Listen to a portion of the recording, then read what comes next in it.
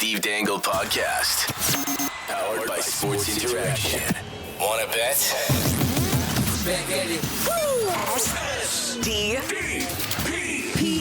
The Steve Dangle Podcast with your hosts, Steve Dangle, Adam Wilde, and Jesse Blake.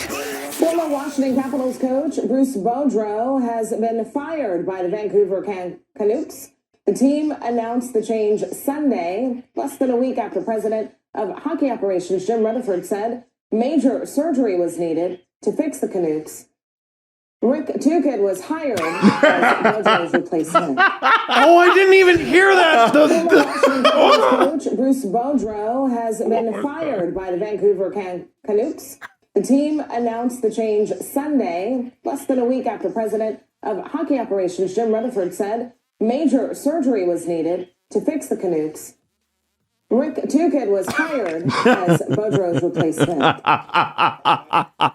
You know, for the last time, anything you put on the teleprompter, Ron will read. I feel so bad. Normally, they give you the script in full scat paper too, so you can look it over beforehand. Because I've done those news caps, and if there's a name that they're pretty sure you won't know how to say, they'll phonetically spell it. Yeah, that's what a good script will have, and so I do feel bad for it. Canooks, like two gets worse. Two gets so bad I didn't even notice it the first time we listened to it. No, oh my god, and Boudreau, yeah. I feel bad for her because that had to have been the first time she read that ever on air, live on air. That's okay. There's a lot of safety nets in place so that this doesn't happen, and they all got felt. No one. I assume no one in that newsroom is a hockey fan. I guess not. Or you're a fan of like the Capitals, right? But like, remember, in America, it's like the 8th ranked sport. Mm-hmm. But and Bruce Boudreau hasn't been there for what 8-9 years. Yeah, but Braden Holtby went from the Capitals to the Canucks. They should know that. Capitals legend Braden Holtby. It was a very funny clip. That is, I have to say, courtesy of Fox 5 DC. Yes. I have to say that. News bloopers are so funny. They're the best. They're so good. Because you hear the epic battle between professionalism and fucking this. I hate this. I remember they know they're fucking up in real time, and there's nothing they can do about it. I remember I had to do one at BT because I was filling in for the lead host, and I was doing all the news stuff too. Like I knew sports and I knew entertainment. That's what I was there for. But they're like, "No, you're doing hardcore news today." I was like, And the NDP had just elected a new leader who is now I believe the mayor of Hamilton, Andrea Horwath. Oh, okay. But her name is spelled Howarth. So I was like, Andrea Howarth. Oh, no. Oh, God. So somewhere there is that exists. You. Oh, that wasn't even probably the worst mess up. Like, I was not good. My favorite news blooper I've never, I only saw live. Never saw a video of it after. And it was in Aberdeen, Scotland. And you were there? I was there. Oh, you weren't in the studio, though. No. I was in Aberdeen, Scotland, what did they watching say? the local news broadcast live. So their local newscaster, I forget his name, but he has notoriously bad allergies. Oh, no. And when I went there, I got hammered by it, too. I was like, oh, my God. Something was in season. And he's... today there was skip that one. And he literally said, skip that one. And they skipped the story and went to the next one. Wow. Because he couldn't gather himself to do that. Oh, no. It's the worst too. If you're on and you're on live. Mm-hmm. I remember being super sick and I was on a show called City Line doing some sort of like lifestyle segment or whatever. And that was right after breakfast television. And I had to cough really badly. And when you have to like swallow it, there's nothing worse. And it was within the first 30 seconds you start talking and I'm like, yeah. And you're just holding your holding it. And then as soon as they stopped and went to commercial, I was like, just because I'm perpetually sick. And just blowing out the ears of everyone in the control room. Oh yeah. And there's nothing you can do. Yeah. Anyway. Hi. Boudreau. Tocchet. The Canooks. We will hit the Canooks later on in the show. I do want to start with the Leafs, though. Yeah? I do want to start with the Leafs. The reason I want to start with the Leafs is because... Pontus Holmberg is back! Because Dryden Hunt's on waivers! Oh! We're going to find out soon, actually, whether or not he cleared. It's noon. So. Who's Dryden? Dryden It's Hunt? because I keep calling him Brad. No, they pushed waivers to 2. Oh, it's 2 p.m. Yeah. Okay, When maybe did by they the do end of the that? show. When did they do that? I think it was this offseason. Probably for the West Coast because it's still like 10 a.m. Well, yeah, because it used to be 9 a.m. So, like, I don't know. When did the GMs wake up? 6. I guess if you're a GM, you're waking up at 6 to find out if you got your claim. Yeah, you got to get up early in the morning to get some guy off waivers. You're calling Dryden Hunt. Hey, we claimed you just because of the lulls. Yeah. Screw Dubas. Yeah, I was gonna say Jimmy Vesey, but he's good now, so the joke doesn't work. It doesn't anymore. But that's kind of what happened. Or what was the gole's name that the Leafs tried to sign, and then the Coyotes were like, Harry Sateri. Hey, Harry, we're going to ruin your career for the lulls. Click. So I think That literally happened. Yeah, it did. Coyotes fans know. Yeah. So let me ask you this. This time last week, when we started the show, Jesse, you remember what happened. What? Steve, you remember what happened. What? We were coming off what? Saturday night versus who? Oh, the Bruins. That's right. And we had a conversation on this show Oh my gosh. about the one taker that Steve had about his reaction to the Boston Bruins are greatness. They are what we thought they were. And we let them get away. We let them off the hook. Yeah. Because Steve's contention at the time, and this is why it was such an interesting conversation, was that it wasn't that the Leafs lost, it's that they gave it to them. It was on giveaways that Boston got their goals. Jesse and I were a little bit less fired up about it, and that's why I thought it was so interesting. Now, this week, we come off a 3-2 loss in overtime to the Laval Rocket and some of the Canadiens. How do we feel now? Because this loss, like Boston, I enjoyed the game. I had fun. This loss pissed me off. Yeah, because their record in these types of games is almost winless. Almost winless. In games that are above 80%, you should win this. Like Sam Montembeault is starting. Nothing against Sam. He's actually had a he's really good year. now. He's He's been had a good good, year. yeah. No. Yeah, I'm not saying anything. Okay. But like he came into the year as the definitive second guy, and he's now earned the first. Yeah, there you go. Right? That's about right. Is that fair? That's about right. And then of course you look at the lineup, and they don't even have a fourth line right winger dressed. Dude, 11-7 is a bad situation for any team. Any team. There's a reason we never see it. We always try it, and it always sucks, and it never works. And they don't have Caufield. They have Rem Pitlick on the top line, and he iced you. You don't have Slafkovsky. Kirby Doc, we know, is playing hurt from reports today. There are a number of other guys out of the lineup. I don't believe Brendan Gallagher played. They have easily the youngest D-core in the league, I'm pretty sure. There's no reason to lose that game. So There's just no reason. And what makes it worse is that at the beginning, they weren't. Yeah, and you had a 2-0 lead. They had, well, that's what I'm saying, right? Like they had an amazing start. Yeah. That first period was unstoppable, and I'm just going to go through the injury list here. Carey Price, obviously, Paul Byron, Brendan Gallagher, Sean Monahan, Caden Gooley, Jake Evans, Jake Allen, and Yoel Armia. It's not Joel, it's Yoel. Like, there are a few pretty key parts of that lineup. Every single one of those players is an everyday player. Yeah. Dude. Every single one that I just mentioned. Yeah.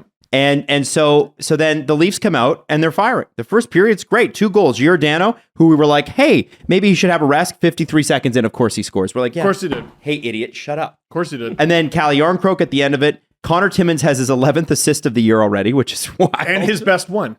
How did that pass get through? Because he might be good. That was ridiculous. That was so good. But then, and I think the Leafs were out shooting them. I think it was like 16-5 after the first period. Along those lines. Like they were quadrupling them, basically. But then for some reason in the second period, first off, one of the things I think that gets you is, and we talked about this on the show on Friday, Josh Anderson eats the Leafs alive. We talked about the former friends bet on Sports Interaction, right? Josh Anderson is money in the bank. He's got 14 goals this year. He scores, and it's from who? Suzuki, who you would expect, and Rem Pitlick. And don't worry, we'll come back to him. Okay? Then Raphael Harvey Pinard. And really, if I had asked you who he was before the game, would you have known? No. But that's on me. That's fair. It's on me because I looked it up. I'm like, who is this random? Like, I had people tweeting me like, who is this NPC who just scored against the Leafs? And he was drafted 2019, I believe, as an overager. His AHL numbers are good. Oh yeah, sure. I'm not saying, but he's not like a well-known name. No, he's not. Okay. And here's who assists on that goal. Pizzetta with his second. Yep. And Alex Belzile. Belzile. With his first assist. Those were the two spare forwards. Come on. So this is, and Come on, guys. And then we get into overtime, and at that point, it's a toss-up. And Ren Pitlick buries it. And there were a lot of saves that I think that Samsonov made that saved them even the point. Dude, like Mike Hoffman should have scored in the third. Oh, like you outplay them 2 periods out of the 3, like significantly. Your goalie gives you more than enough. Montalvo, you mean? No, the Leafs. Like okay. like Samsonov gives you more than enough to work with to win, and they lost. I don't know. Yeah, you're gonna lose games. I know. Don't you find you say that a lot? You're gonna lose games. It's these things that I want them to clean up. Come on, because you lose. These points do matter.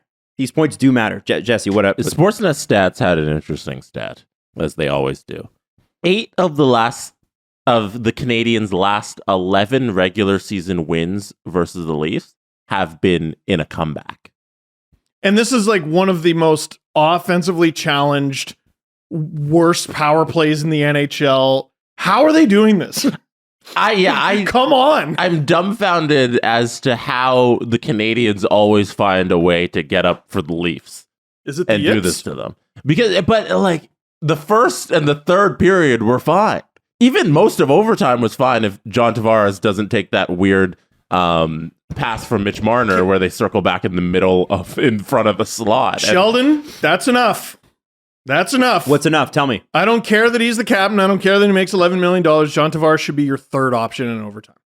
He didn't come out right away. That's enough. That was 2 minutes and 2.5 minutes left into overtime. It's about when you'd expect. Yeah. Dare I say it's a waste to have him play with Marner or Nylander in overtime. Yeah. Well, no. It's such a specific part of the game that doesn't apply when the games actually matter in the playoffs. I'm not gonna get upset over it. I'm not gonna because again, like if we're looking at it with a playoff eye, you can almost ignore overtime and the shootout. I mean, you shouldn't, but for my sanity, I do. I hate that it even got there. But like that first period was an unbelievable first period, and they came away 2-0. They were great. It was great, and then the second period, I don't know where it goes, and then you come back for the third, and it's great again. It snuck up, but once it arrived, it was there for the entire rest of the that Josh Anderson goal in the first 2 minutes, I think it really does shift the momentum. But if you're the Leafs, you're still up by a goal, and you have to find a way to go, okay, it's nice that you're having a happy moment here, but we're gonna destroy your dreams. And if the Leafs had done that, nobody would have been surprised. The surprise is that they didn't in the second. The surprise is that they let the Habs kind of come back at them. Supposedly, there was a conversation, like a one-on-one conversation between Matthews and Keefe before second intermission began, and then the Leafs come out in the third, and I thought, destroyed them. They just weren't able. What do you think that conversation was about? Hey, we're getting our fucking show run here. What's going on? Matthews had a great game.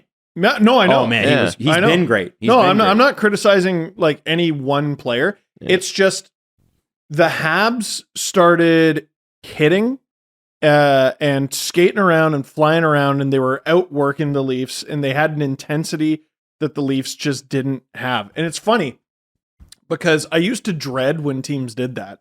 Because I'm like, okay, well, here's where the Leafs wilt. They don't do that anymore, and it more often goes in the direction that it went in the Florida game, where Florida started getting nasty, but they just did a bunch of stupid stuff and took penalties, and the Leafs took advantage, and they win, and they just get to point and laugh at you from the box. They've gotten much better at that, but this was a little... It was only 20 minutes, but it was a 20-minute throwback to a version of the Leafs I don't care to ever watch again. Josh Anderson, last 20 games versus the Leafs, how many goals does he have? Oh, okay, so I didn't see because I'm blind.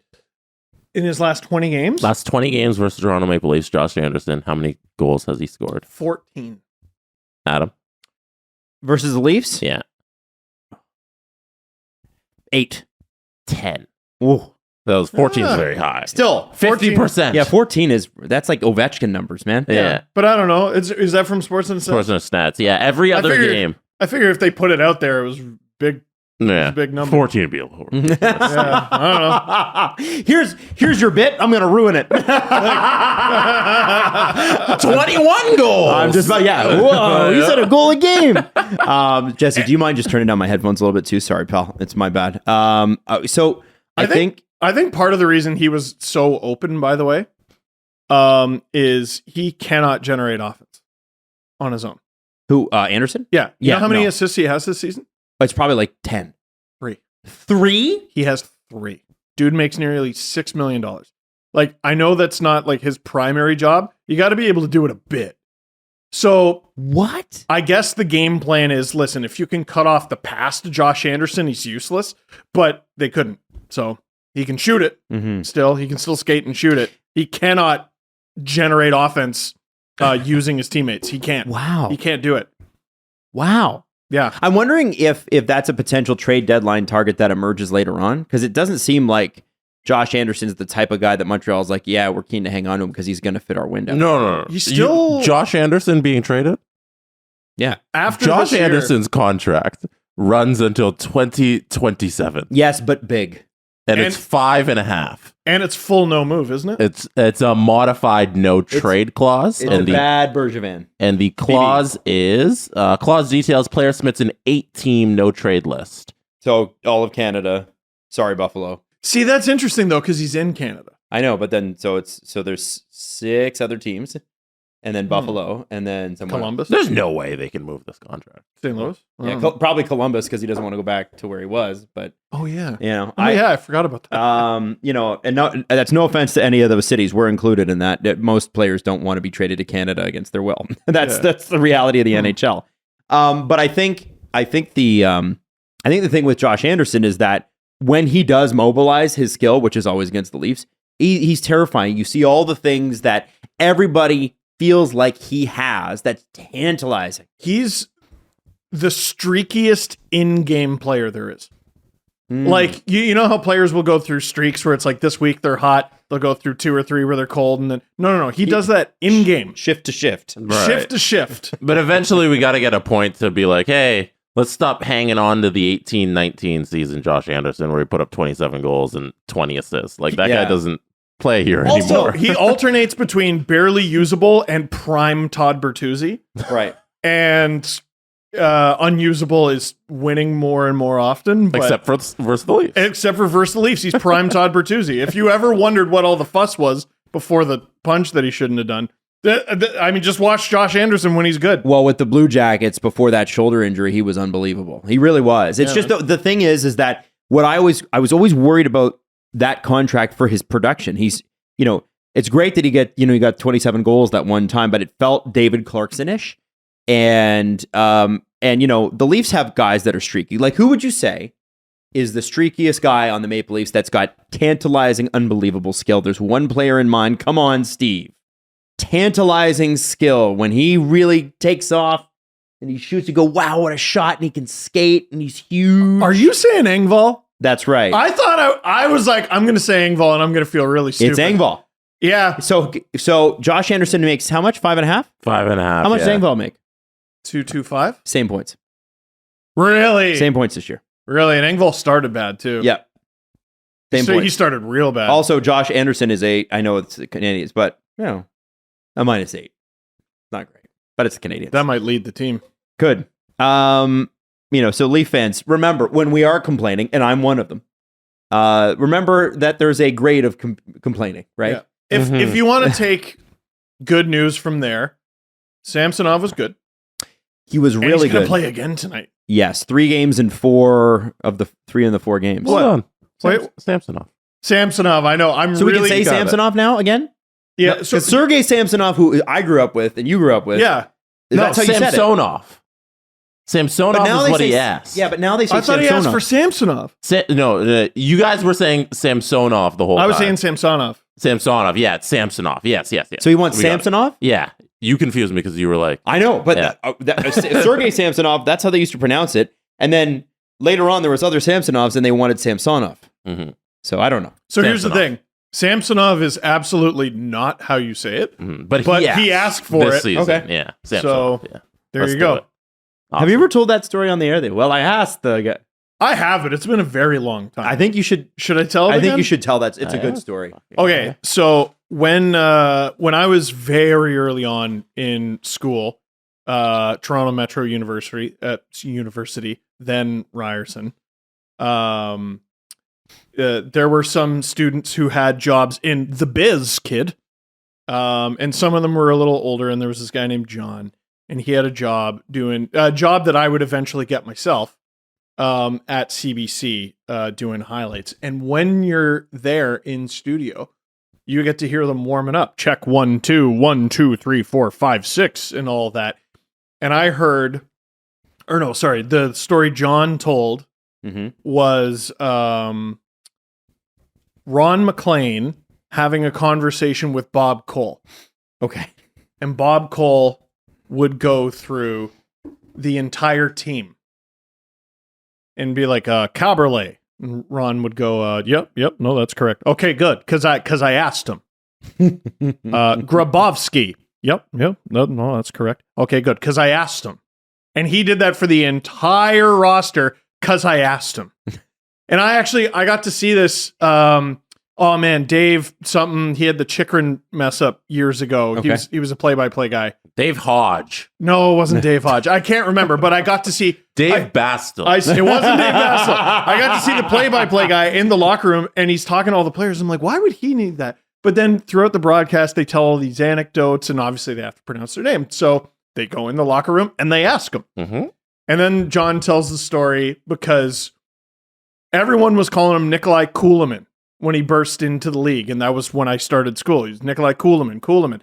But there was one holdout, and it was Bob Cole, who kept calling him Kalemin, which is closer to the Russian pronunciation. Mm-hmm. And people were giving him shit, and apparently behind the scenes on the mic, John heard him, listen, I asked the fucking guy, and he said his name was Kalemin. 85-year-old Bob Cole. Oh, yeah. I asked the fucking guy. He would have been like 78 or 9 at the time. I asked the fucking guy, and he said his name was Kalemin. And then when he went to the KHL, he very briefly changed the spelling of his name, and it looked a lot more like Kalemin. Mm-hmm. But no. None of that's right. I don't even know how to say it in Russian, but it's getting closer. Supposedly, it's more like Kulyamin. Yeah. But my tongue doesn't work that way. And oftentimes, you've got ways of enunciating words in other languages that we just don't use in English, right? And vice versa. Yeah. Exactly. No, Andrei Osachenko, who I did a lot of KHL work with, he would try to get me to pronounce names in certain ways, and I had to just be like, it doesn't function like in Canada when you learn French and you're supposed to roll a little bit, but we roll at the front. A real, Quebec French or France French will do it at the back of their throat. It's the back of their tongue where they roll with. I don't know. That's how you pronounce things properly. I believe you. Yeah. Sure. We had a whole discussion on it in French class in grade 9. They're like, well, try to roll at the back. And we're like, it's not easy. I have to override the way I talk. Yeah, for 30 years. How is anyone bilingual? How do you do it? I'm so impressed by everyone who knows more than one language. Those people that know like 6 of them. How do you do that? Yeah, and you're a wizard. But they always that's magic. They're that's always from magic. the same region in like in Asia where there's several different countries together, or in Europe where there's several different countries. Like you're from the part of France that is on the border of Switzerland and Italy, so you learn a little German and you learn a little Italian, and you know French. Switzerland's a country where there's different languages within the country. They have four official languages, for sure. We have that, but it's kind of like in its own pocket. Switzerland, you're just walking everywhere. There's 4 languages. Yeah, it's insane. I don't know. I don't know how anyone does it. I don't get it. Do you think that people in Switzerland make fun of other people in Switzerland like we make fun of people from like the East Coast of Canada, or people from Boston, or people from New York or New Jersey? Like people are generally mean. Yeah, I don't mean it in a mean way. I mean it like, we remember I played the New Hampshire clip. Yeah, you know what I mean? Like it's just funny. Well, people make fun of us, and I'm like, what?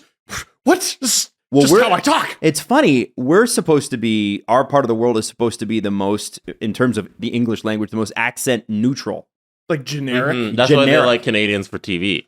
Southern Ontario. States, Yeah, can you please tell that to Siri on my phone? Why? Who thinks I talk like just a friggin' hoser idiot? Does she? What? Why? What do you mean? She never understands anything I say. Really? It's very frustrating. Yes. Yeah. Oh my God. Why are you sound really upset with Siri? I am very upset with Siri. Because how does this we've normally known go? each other for long enough that you should know I talk like a bit of an idiot. How do we fix the Leafs? Yeah. What do you come away with? Teach them all more than one language. How do we get them to play better in the second period? What do you come away with from this game? Do you come away with, okay, most of the time they're the first period team. Like they started on time. We've been asking for that. Mm-hmm. Like I think they are more likely at the end of the day, the team in the first period than they were in the second. Team in the first and third even. Yeah. But you blew the lead in the second and you weren't able to get it back. Like, okay, I think the first period is what they are more likely to be. The second period is when they take their foot off the gas.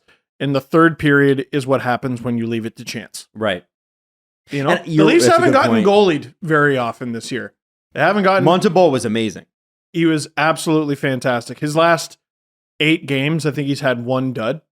And other than that, he's honestly, since the beginning of 2023, one of the best goalies in the league. Since the beginning of 2023. I don't even know if he's the best goalie in the Habs, but he certainly is right now. Yeah, absolutely. Well, so this is the thing too, and this is what, as a Leaf fan, I think you have to remember. Like when you look at this is a team that is very, very, very good, but they really can't take their foot off the gas. And if you look at the teams that are great, right, that you would consider great, do the Boston Bruins ever take their foot off the gas? Do they ever stop? They do not give you an inch. They don't rest ever. They don't rest between whistles. They're fighting constantly. That's throwing fists. You know, I could be like, I could have my eyes closed and you could censor out whenever they say the team and player names. And I would know the Leafs are playing the Boston Bruins by how often the ref has to blow their whistle and how, we got it. Oh, this is a scrum. Oh, you can't come within 50 meters of that net without someone getting in your face and grabbing your jersey and giving you a little bit of a rabbit punch. And they're never going to get called. And if they do, it's coincidental because you punched them back because you don't like getting punched very much. They don't give you a breath. All right? So here's the deal I want to make with the Leafs. Don't give anyone a breath until you come back from the All-Star break here. You got a softer landing than a lot of teams in this league. So a lot of people don't know this. Talk about this. You got the Islanders today. Then you get a day off. Then you get the Rangers. Then you get a day off. Then you get the Sens. And then you get a day off. And then you get the Caps. And then you get the All-Star break. Or no, I think they have a game on the 1st. Right. I think you have a couple days off. And all those 4 games I just mentioned are at home. The Habs beat you at home. Because the one thing we're forgetting in this equation is there is such a thing as home ice advantage. There is. The Leafs have a great home record. Samsonov, they've basically dubbed him the starter, and he hasn't lost in regulation at home. Oh, why would I say that into a microphone? Well, I did. Here's your chance to take back some points. And Jesse just pulled up February. So I said those 4 games, then you have 2 days off, and then your final game before the All-Star break, Boston.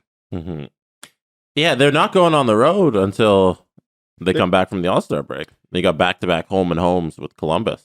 Which, and what a great way to come back from the All-Star break. You have a home and home against Columbus, then 3 days off, then Chicago, then 2 days off, then the Habs, and then it's a back-to-back with travel, but it's Montreal, Chicago. Yeah. February should be yours, man. It doesn't line up easier than that for most teams. Right. Save for the Bruins on the 1st. You have multiple... I see a 3-day break, a 2-day break, a 3-day break. There's a 2-day break heading into March. Come on. This is your chance to take some ground here. Own it.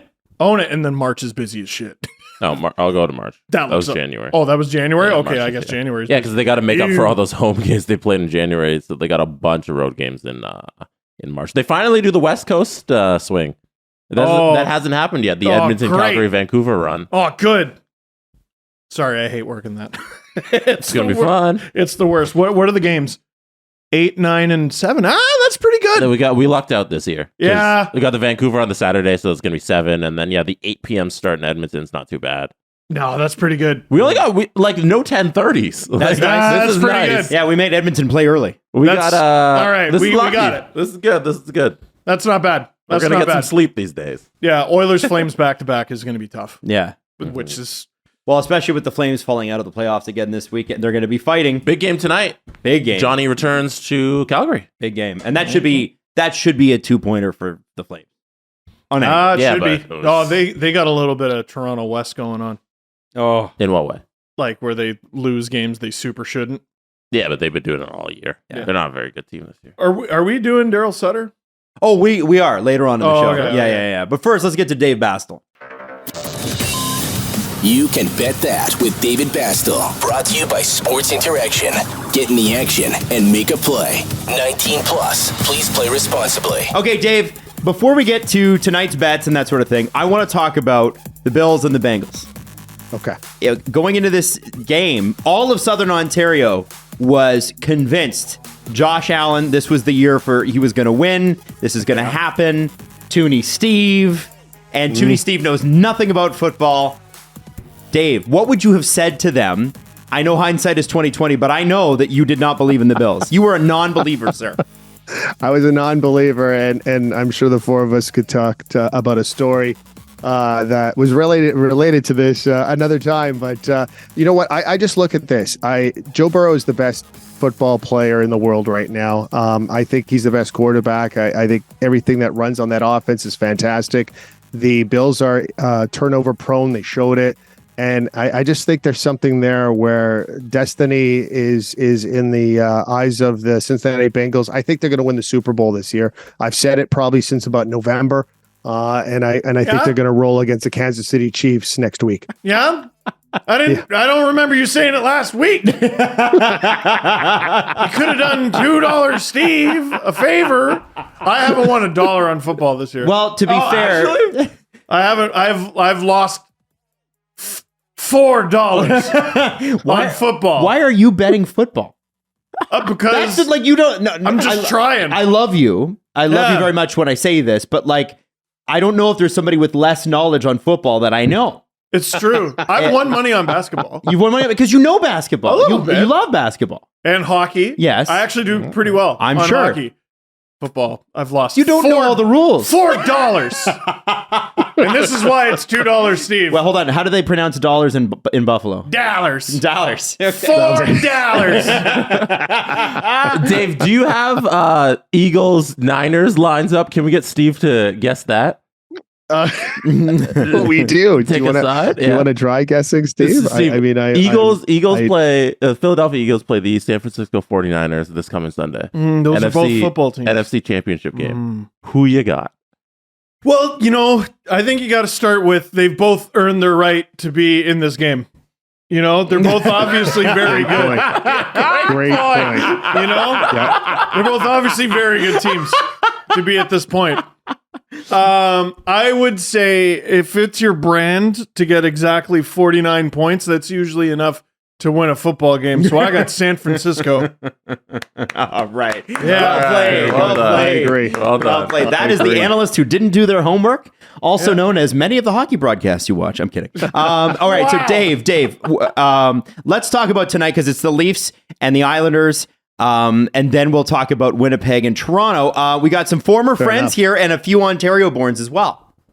Yeah, Matt Martin, former friend Matt Martin, returns to Toronto. 525 if he scores a goal. Now, he doesn't score often, but is he possibly going to score tonight? I don't know about that. But if I'm looking at Josh Bailey or Casey Cizikas or Jean-Gabriel Pajot, those are some pretty decent names and regulars on this Islander lineup, guys. That Cizikas Martin line always eats the Leafs alive because they have nothing, or they had really no toughness in behind, like in years past, to kind of counter it, right? I might be willing to do a little $2 on Matt Martin just because there's always a former friend. But Yes. also you look at how Montreal won on Saturday, that fourth line that wasn't even a full fourth line. Yes. They knew the only way they were going to score is to bang and crash. So I And think that's what they're going to go for. Like Matt Martin is a favorite in that room. They're going to be looking to try to get him a goal. Yeah. So, and it's in Toronto too. And Josh Bailey from Durham Regions. Josh Bailey, he's going to. Oh yeah, yeah, absolutely. He's close by. I think Matt Murray. I think Matt Martin's also a favorite of a lot of these current Maple Leafs because the relationships there between some of the stars of that team and Martin seem to like. I bet you a lot of guys wish he was still in this club, but that's another story for another time. That's right. Well, can you bet on a fight? I think he's going to get in a fight. Why not? We should do that. I think he's going to get in a fight. Is Simmons in the lineup? I don't know. Fight Wayne Simmons. We don't know. Dave, thank you so much. And as always, go to sportsinteraction.com/STPN to sign up and make sure you get your football picks this week from Steve. The 49ers with 49 points. Yeah. Oh, and we promised we would get to it. Leafs won. LOL. Yeah, I know. The Scheifele Cup, baby. I'm kind of over it. Kind of. Not really. No, I'm not. Okay. No. Friday night, Saturday night. Bruce, there it is. Bruce, there it was. Right. It was a tough weekend. One of the weirdest spectacles I've ever seen. I know a hockey story is weird when my father-in-law comes up to me. He's like, what's going on? That's what he did yesterday. Yeah, and your father-in-law is an EPL fan, and EPL gets goofy, right? Yeah. Like, it gets really weird. But this is... I don't think any of us have ever seen a thing like this. And it goes back to not last week when Elliot and Jeff were talking about the next coach of the Canucks. It goes back to last June. So Bruce Boudreau takes over and then and is hired by the Jim Benning Group. Mm-hmm. I'll call them Jim Benning Limited. What was it, like December? December, January, something like that. Something like that. Canucks are playing terribly. Travis Green is gone. Jim Benning is in. And by the way, Travis Green started out... Bruce Boudreau, that's what I mean. Travis Green started out with the Canucks as, wow, this guy's the coach of the future. This guy's the next great coach in the NHL. I really liked him. Right. Yeah. Except at the end. Nobody liked him. I don't know why. I don't know what happened. I guess not. So they're playing like shit. They bring in Bruce. The Canucks go on a heater. And this Bruce, there it is chant develops just magically because Vancouver fans were just fired up to be winning again. Then the Jim Benning Limited Group gets tossed. In comes the other Jim Group, which is the Jim Rutherford Limited Group. And what becomes immediately interesting is in June, nothing happens, but in June, Bruce Boudreau says, listen, I got signed to a 2-year contract. I want an extension. I don't want to go into this season as a lame duck coach. I want you, who did not hire me, to extend me. And Jim Rutherford plays hardball and says, no, not going to do that. You have a contract. Show up. And if you don't have a contract, or if you don't want to show up for it, we'll find somebody. And we're happy not to pay you.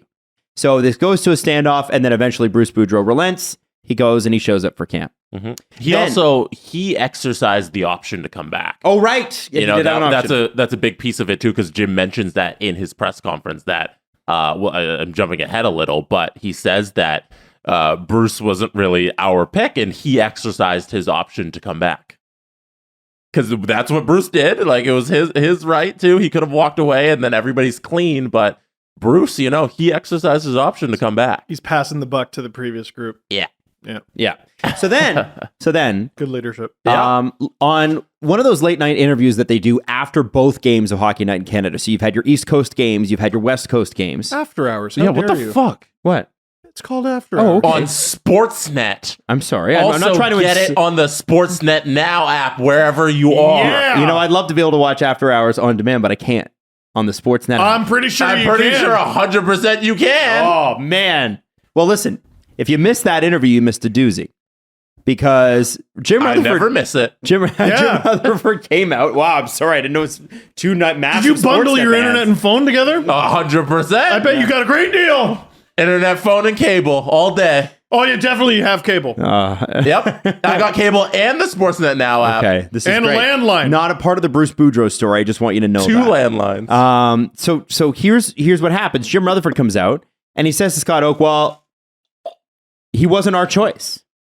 And he also made some comments about the way they practiced, about like work ethic, and about the way that they played too loose, that they were not talented enough to play that loose. And so that That's great. You know, the team didn't start great, but we're a couple weeks in. The Leafs didn't start great. Like, who cares? The first couple weeks, whatever, right? Although, if I'm a Leaf fan, you better be good from the beginning. Yeah, always make no mistakes. But this sort of starts to brew that there's probably going to be a change. And if you had asked us in November, we probably would have said, yeah, we think probably by the end of the season it's going to happen. Things start to heat up in mid to late December. And then it is reported on Hockey Night in Canada 2 weeks before last night that Rick Tocchet will in fact be the head coach of the Vancouver Canucks. But then nothing happens. Monday comes and there's no announcement. Tuesday, Wednesday, they're starting to play games. It might have been a week ago. I believe 3 to 5 games go by and Bruce Boudreau is still the head coach. And they ask him. They asked the guy. And what did he say? Oh, I'm just going to keep showing up until they tell me not to. And he's very funny about it in the way that he is. But you can tell that I think anybody in that situation would be, and it's hard. It's hard. It's pro sports. You probably sometimes know that it's coming. But when it's that public, when Elliot Friedman and Jeff Merrick are saying it in the second intermission show, they're dead sure that it's happening. And it was also pretty obvious. And Darren Dreger, he was also saying it on the 3-letter. Was he also saying it? Come on. Oh, okay. Everybody's doing things. Yeah. And also, it's not a big deal that it happened the way it did. And Jim Rutherford's We'll get to that. But Rick Tocchet, Rick Tocchet. That's it. Rick Tocchet. I didn't even wrongly correct it. Yeah, anyway, whatever. So then Saturday rolls around. Friday rolls around. The Bruce there it is chance happen in Vancouver. The Vancouver gets destroyed by Colorado 4-1. And Saturday night, Vancouver fans, like the first night, are almost like the setup man for the closer, which were the fans that were there Saturday night. Mm-hmm. There are fans there with huge signs. One of them actually got taken away by Canucks PR. I don't know if you saw that, but there's probably some other reasons for that. It had nothing to do with Bruce. It's just not a great look. They have sign policies that if other people behind you can't see, then you can't have the sign. So fine. Yeah, fine. But it's not a good look, right? It's like, hey, lower your sign. Don't take it away. A lot of people saying we love Bruce, we stand with Bruce, and the Bruce there it is chance breakout. And they're so intense at the end of the game that Bruce starts to cry, he wells up. Never seen that. And hand over his heart, and then says thank you to the crowd. And then afterwards, in the scrum with reporters, talks about how emotional that was, and then says, guys, like I can't do this right now. That was actually the Friday game. Oh, that was the Friday game. The Friday game. Oh my God. Because he talks about, someone asked him, what does it mean to coach in this league? And he's like, I can't do it. And then they chanted his name the next night as well. It was a 2-day concert. Canucks lost both those games, by the way. Fans did not care. Fans didn't care. Like, they're kind of all in on the Bedard thing. Mm-hmm. I think a few people have been for quite some time. Yep. And this is the funny thing about Bruce Boudreau. I don't even really have a problem with the fact that he got fired. I mean, I wouldn't have. Mm-hmm. Ultimately coaches get hired and fired, and sometimes coaches are not even bad and they get canned just because they're not the right fit anymore. You know what pick I saw the other day? I forgot this happened. The miserable picture of Dwayne Casey holding his Coach of the Year award. Oh, after he got after getting fired by the Raptors. Yeah. And then a couple years later, they win. So they were right. No, I think it was the next year. Or whatever. It was Nick Nurse's first year. Mm-hmm. Whatever it was. Like, that's ridiculous, right? And so, that sucks they did it to Wayne Casey. Also, they were 100% right, but that's not the point. Mm-hmm. No, it's not that Boudreau got fired. It's we all knew he was going to get fired. And sometimes that's like in the wind, but you don't quite hear it as pronounced as all the insiders going, oh, no, he's getting fired. And then it was like, oh, and here's who he's being replaced by. And oh, here's the date. Yep. And they knew the assistants as well. Brought up Sergei Gonchar, and that happened. Like, he became a defensive coach or whatever it is. Like, and like sometimes you'll hear a leak, and it'll be very soon, before it'll be like right before it happens. Like, I remember Randy Carlyle being in the building, like someone caught like a shot of him, I think it was the night Ron Wilson got fired. Fire Wilson. There were rumors that Yeah. this was weeks. Now, do you have the thing there about Tocchet apparently having a 1 month out? No, I don't have that. Oh, you mean TNT? Yeah. So that is that what that was? Is that speculation? I've seen it in enough places that I believe it, but I haven't seen it concretely. It's just one of the rumors going around. First of all, he's not the first former coach to leave a broadcasting job to return to coaching. And I don't remember any of them ever having a 1 month out. No. And if they did have a 1 month out, the team hiring them wasn't such a leaky ship that it got out there. The Canucks are a leaky ship. Well, and everything gets out there. It goes back to what I said last week. The Jim Benning Group, Jim Benning Limited, when they were in there, they seemed to be able to keep a cap on the crazy that was going on behind the scenes, right? You think? Because I feel like Jim Rutherford was not prepared for how dysfunctional this organization has operated for this long. I don't think he was ready. I think Jim Benning had been there long enough, since after Mike Gillis, that he knew the ropes. Okay, this is chaotic, but I can manage the chaos, and we can ice a team that might make the playoffs once every 4 years. Right? That's sort of what, and they did make some odd personnel decisions. Probably some of them was, coming down from the ownership, right? OEL. Like, OEL it screams Aquilini. Legendary. But he was able to keep a lid on the bad PR. And what the Canucks have not been able to do this year is that. The Rutherford Group had no idea, in my mind, how bad this really was. It's just been a steady flow. It starts with the Rachel Dory situation, really. Yeah. Which is relevant to the Bruce Boudreau story. Yeah. No, the Boudreau contract stuff came first. Agreed. Yes, that was June. I don't think it starts with Rachel. I guess it starts with Bruce. Boudreau, yeah, but right? I didn't feel like Bruce was the dysfunctional part. But yeah, I guess you're right. And it even if we want to go even further back, it probably starts with JT Miller and Horvat. Yeah, not talking to each other all that, right? and not going to each other's birthdays. A trade, no loot bag. A trade being done at the draft and then getting nixed. Right. And Adam, you're pulling the onus off of Jim Rutherford, but I'm starting to think that I am not. To be clear, I'm not. And I wasn't last week. I think that Jim Benning did a better job of managing the chaos than Jim Rutherford is. And I think that Jim Rutherford's people, Alvin, Castengay, whoever else they have hired in there, are completely to blame now. They've been there long enough. You guys had the entire summer to get this shit sorted out. And I know you can't sort out an entire organization this summer, but there are a lot of people in this organization that do not respect the people up top. When Brendan Shanahan showed up in Toronto, and you guys will all laugh because I'm making it about the Leafs. When Brendan Shanahan showed up in Toronto, he did the dumbest thing we thought at the time. He tried to re-sign Dave Bolland. Thank God that didn't work out. 5 years. And then he tried to keep, or you kept Randy Carlyle for one more season. Yes. And that was also bad.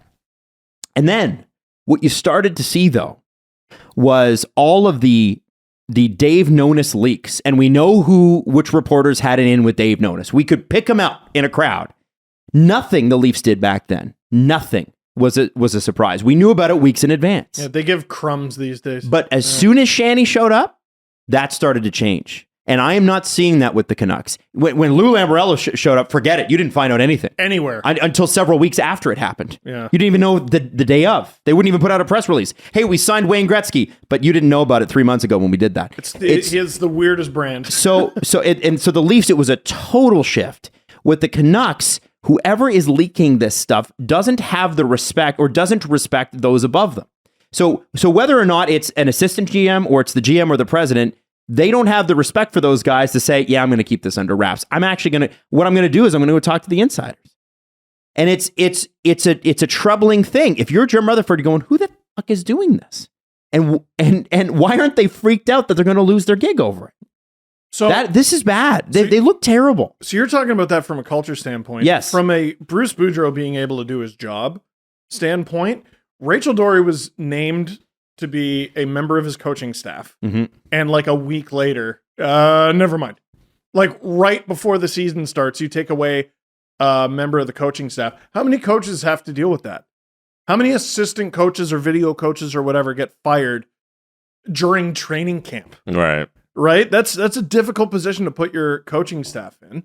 And it just starts the season on a bad foot, and you have this Horvat cloud hanging over you, and it just gets worse and worse and worse. That guy does not handle losing well, and not in a, you shouldn't handle losing well way. In a meltdown kind of way. He melts down very often. Yeah. And you lose your first game. You're up 3-0 on the Oilers. You blow it. And I think that hung over the team.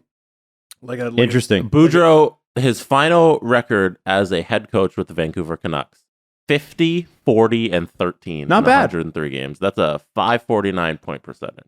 So here's what I don't understand. And Steve, please explain quickly your TNT head coaching out. So the rumor with Rick Tocchet is he had a 1 month out.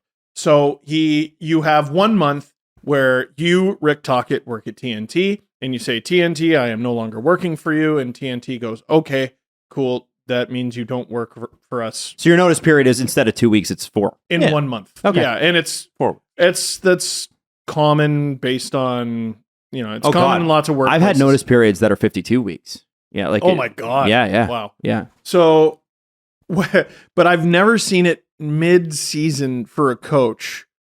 I've never seen, this guy, he's going to join Minnesota, but he can't do it for a month because he's got a TV gig. I've never seen that. For the last 2 weeks, that as we've all known that we have a guy who's coaching a team where he's already fired and he's just standing around being fired and coaching a team. Being fired. If I'm Jim Rutherford, an interim head coach is a thing.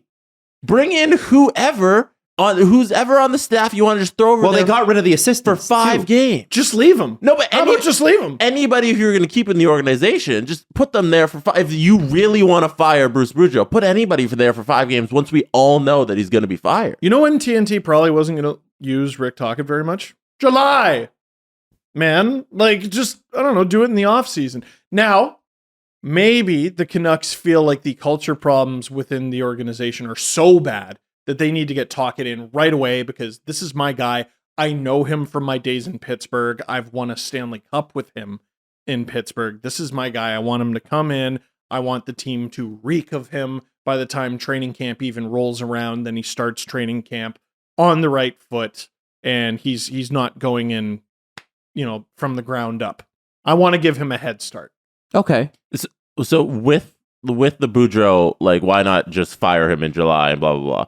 In the press conference that Rutherford gave with Tocchet, he kind of gave some insight into, he tried to give Boudreau a chance, is what he was trying to explain. So about a month ago, this was from Drance, who's tweeting about the press conference, Rutherford detailed a meeting with Boudreau and Alvin a month ago, in which the subject of young players not developing was the focus. So he was like, hey, you got to get these young players to get going. You got to get better. 2 weeks later, there was a follow-up meeting, and Rutherford says there was no improvement in the areas we were looking for. So Rutherford's trying to say that he did give Boudreau a chance, and he kept following up, and there wasn't improvement. Okay, but that's what corporations use to fire people all the time. Your end-of-year review is, and anybody will tell you this, is complete and utter horseshit. It's just what they use to have on file so they can fire you one day. Also, why not just say Nils Höglander? I'm pretty sure. Isn't that who else? Who else on the team is Hughes is doing pretty good. Pedersen's doing pretty good. I don't think Pedersen's in development anymore. I think he's just a stud. He's young enough. Yeah. Though. I'm trying to think of who they might meet. And Kuzmenko. And how good are these young players supposed to be when the veterans on the team are melting down and defensively lapsing as much as a JT Miller is, or have the uncertainty around them that Bo Horvat does? There was another clip, Miller, from the other day. And ultimately he had a pretty decent game, but he flubs the puck along the boards, and the puck goes the other way. The Canucks have an empty net, and he just does not move. Yeah. He doesn't move. And the failing of the Canucks time and time again over this last 2-year-ish period with both regimes is they feel that roster construction is not the problem in Vancouver. And whether that's from the top, the Aquilinis, or the people just below them, both groups feel that roster construction is fine. We just need to tweak it. We don't have to destroy this outside of the major contracts with Rutherford mentioned a couple weeks ago in his major surgery speech. Yeah, but like they think all the parts are there, which we've proven that like no. You keep switching the coach and everything around it, and it's the guys there, and they don't work. But to Adam's thing about the major construction speech, how many players on the Vancouver Canucks over the last 2 weeks have very openly known that they were not wanted? Like OEL, yep, nope, they don't want me. Play. Tyler Myers, yep, nope, they don't want me. You know who apparently does want Tyler Myers? And this is going to blow your mind. Name an NHL team that's going to trade for Tyler Myers. Just do it right now. Edmonton. Okay, great answer. Probably the right answer. No, just name another team. Name another. The Tampa Bay Lightning. The New Jersey Devils. What? Right. Yeah, according to Elliot Friedman on 32 Thoughts, the Devils are they would prefer, like if it came down to the package for Myers or Horvat, they would go after Myers. Which is weird because those are the same players. I know, but they're like if they're gonna make a trade, they would want more on defense, and they're definitely interested in Myers. And I was like, what? Jesse, that's an analytics team. Can you read that contract, please? The Tyler Myers contract. $6 million. It's $6 million 2 years. Seems bad. It is bad. $6 million is a lot. Well, $6 million this year and next. Half retained. I mean, yeah, $3 million. Which you don't hate it, I guess, but there's still better options. And you better give up nothing. Though they better throw in something for you. All right. Yeah, man. They're right on the probably don't go after Horvat thing because I don't think the Devils need scoring. Yeah. Like they can score. And the Horvat thing is that he's going to cost a lot. Yeah. So I think that might be part of it. But regardless, I think I derailed the conversation there, but I thought you guys might want to know that. Beyond all that, the fan support for Bruce and the respect for Bruce is amazing and it's admirable. And what the Canucks did was, first off, I loved the press conference when Jim Rutherford's going, well, we did nothing wrong. Because, of course, what else is he going to say? But what I can't understand is, why didn't you wait till the summer for Rick Tocchet? Is Rick Tocchet such an in-demand coach that you got to have him? And I had a look at his record, right? Oh, there it is. I was just going to ask. Okay, I got his record. I tweeted this out yesterday. He was Tampa Bay's coach in 08-09 and 09-10. Missed the playoffs both years. Yeah, terrible. I don't remember that. And then he was Arizona's coach after 2 cups in Pittsburgh from 17 to 21, which is the John Shaka era. He was their head coach? Yeah. Mm-hmm. Oh. And his career in 290 games coached, 125 wins. Mm-hmm. 131 losses. That's bigger than. And 34 overtime losses. And he has 9 playoff games under his belt. And that was during the 1920 season when they got, in the 9 playoff games, a few of those are not actually playoff games. Those are play-in round games. They won the qualifying and then lost the next round. Yeah. I don't even remember against who. But the part you skipped over is the part that Jim Benning would sit here and say, that's why I need Rick Tocchet. You mean Rutherford, which is Jim Rutherford. There's too many Jims. I know. It's the Phil Kessel whisperer thing? It's the 2 years in Pittsburgh. We go to the Stanley Cup final back to back. We win 2 cups. He's the assistant there. That's where we work together. I know what he can do. That's why I'm bringing him in. An assistant coach is not the same as a head coach. 100%. He might be good at this. I don't know. But he has a bit of a track record. It's not great. And his resume as an assistant coach, I'm not going to say is irrelevant. It's not irrelevant. It can't be irrelevant. It can't be. No. And there could and Jim Rutherford has direct experience with Rick Tocchet, and we shouldn't dismiss that. However, sure. And Jesse Marshall, thank God, he helped me understand this because he tweeted me yesterday. He said he was known as the guy running your offense. Mm-hmm. If he's running your offense, he's great because he knows a lot about offense. He scored a lot. And Phil Kessel played probably the best hockey of his career under Rick Tocchet as his direct boss. But at the end of the day, I think you nailed it. A head coach and an assistant are not the same. Not the same. So I was thinking about that too.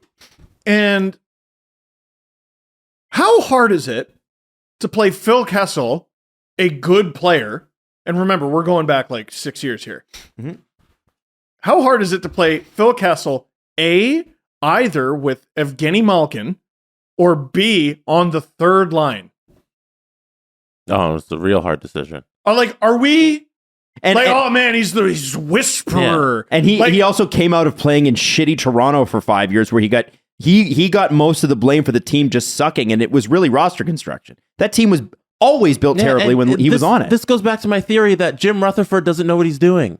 Like I think he's over the hill. Well, and what is this decision making? The point I was trying to make with Pittsburgh is you have 2 first ballot Hall of Fame centers, then a line with Phil Kessel. That's Mike Sullivan. That's the head coach. That's the GM drafting. Yeah, like it's not. That's that's the head coach keeping Kessel, a perennial 35-ish goal scorer, away from teams' defenses because he has 2 generational talents ahead of him. And Jim Rutherford's sitting there saying this thing happened in 2016. He was the assistant. I'm going to bring him in. Well, and what was Tocchett's role in all that? I agree, Mike. That's good. You should do that. Also, I don't know. Or no, his role was, hey, Phil, you're playing with Crosby and Malkin. You could win a cup. Yeah. Phil, calm down. He just kept Phil Kessel happy. But here, so is it the example I keep thinking of is DJ Smith in Toronto. Because he was known as the Babcock buffer. Babcock was a hard ass, and no one liked him. And in practice, no one liked him. And during the game, no one liked him. And no one liked him. And they would go to DJ and sweet daddy DJ. He would come in and keep cool, my babies. Everything's fine. Everything's cool. And the players loved him. Then he goes to Ottawa. And it's kind of difficult. There are reasons why Ottawa hasn't been that great that aren't DJ Smith's fault. But you're starting to see lineup decisions and Sens fans going, oh, screw this guy. Fire him. It's not the same. Being an assistant and a head coach is just not the same. And so people are saying, okay, well, he was the Phil Kessel whisperer, as though Phil Kessel was that hard. He always scored 30 goals. The next thing I want to say is, did you bring in a coach to coach the team, or did you bring in a coach to satisfy JT Miller, or to try to get JT Miller on side? Because JT Miller seems to be, fairly or unfairly, the guy on the team that is most outwardly a problem. If he's the guy who has to be, if this is what Rick Tocchett's specialty is, then make him an assistant. Yeah, but you can't pay an assistant $2.75 million, which is what he's getting. Agreed. All I'm saying is, he couldn't have been making that at ESPN, $2.75 million or TNT. Even then, they don't pay like that. So the staff is now, it's 3 former players. Mm-hmm. So we got Rick Tocchet, we got Adam Foote, and Sergei Gonchar. That's a fascinating one. Gonchar is not a fascinating one because it's the same fucking shit. Gonchar was the defensive coach for the Pittsburgh team where Letang played 100 minutes and they had no other defensemen and they won the Stanley Cup. Gonchar's just from that Rick Tocchet assistant coach staff. And he's like, okay, I won the cup in Pittsburgh a couple times. Let's just go get all those guys. They really do just repeat everything, eh? It's the same churning of the same people. And Jim Rutherford's doing nothing special here. See, here I am doing all the corny, you could work with the Russian guys. And nope, you're just like, it's the same shit. You know what I could do? I could go look at the 2019 Tampa Bay Lightning. And if I'm building a coaching staff, I can just go cross off all those names, say, I'm going to call this guy and bring him in. I can do that. That's not hard. It's not creative. It's not interesting. Mm-hmm. And it's awful. This is the thing here is that, like, you bring in a guy with a losing record, and not like a little bit of a losing record. If you count overtime losses as losses, it's significant. Mm-hmm. It's like not 60, a playoff. It's not it's not a playoff coach. He has no proven track record. No, and so you had to move. You had to do this now because some other team was going to swoop in and go TNT. Rick Tocchett's mine. You know what's actually kind of interesting is the 2 teams Tocchet took over, the Lightning and the Coyotes, were in a bit of a similar position to Vancouver. Tampa in particular. Okay, we got a few pillars we can really build around. Stamkos was there. Yeah. Hedman was there. Mm-hmm. Yeah. But we still stink because of everything around them. And then Rick Tocchet comes in, and after a couple of years, they still stink. Now, listen, it is hockey. And let me say this. The Vancouver Canucks could do what they did with Bruce Boudreau last February and go on a tear, and everybody can be like, you idiots from Toronto, what the fuck do you know? Sure. They could. But the reality is that they still probably don't make the playoffs. The real test of Rick Tocchet will not be this year. The real test of Jim Rutherford, Patrick Alvin, Emily Castonguay, and Rick Tocchet and that regime is going to start in October next year. And here's where we find out whether or not, because they've just bought themselves a stay of execution, right? You can't really, the season's basically lost. So what are we going to do? Continue to crush them on being already lost? And what did Boudreau say? What did he say? They might be about to go on a heater. Because they're playing Chicago, Seattle, who are very good. I don't know why. And Columbus. Columbus. They have a real light schedule to end the season.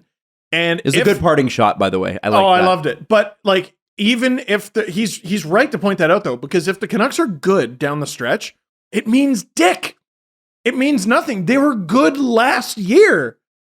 The Canucks under Bruce Boudreau last year were great. They were above 500. If you extrapolated it over the course of a season, they make the playoffs.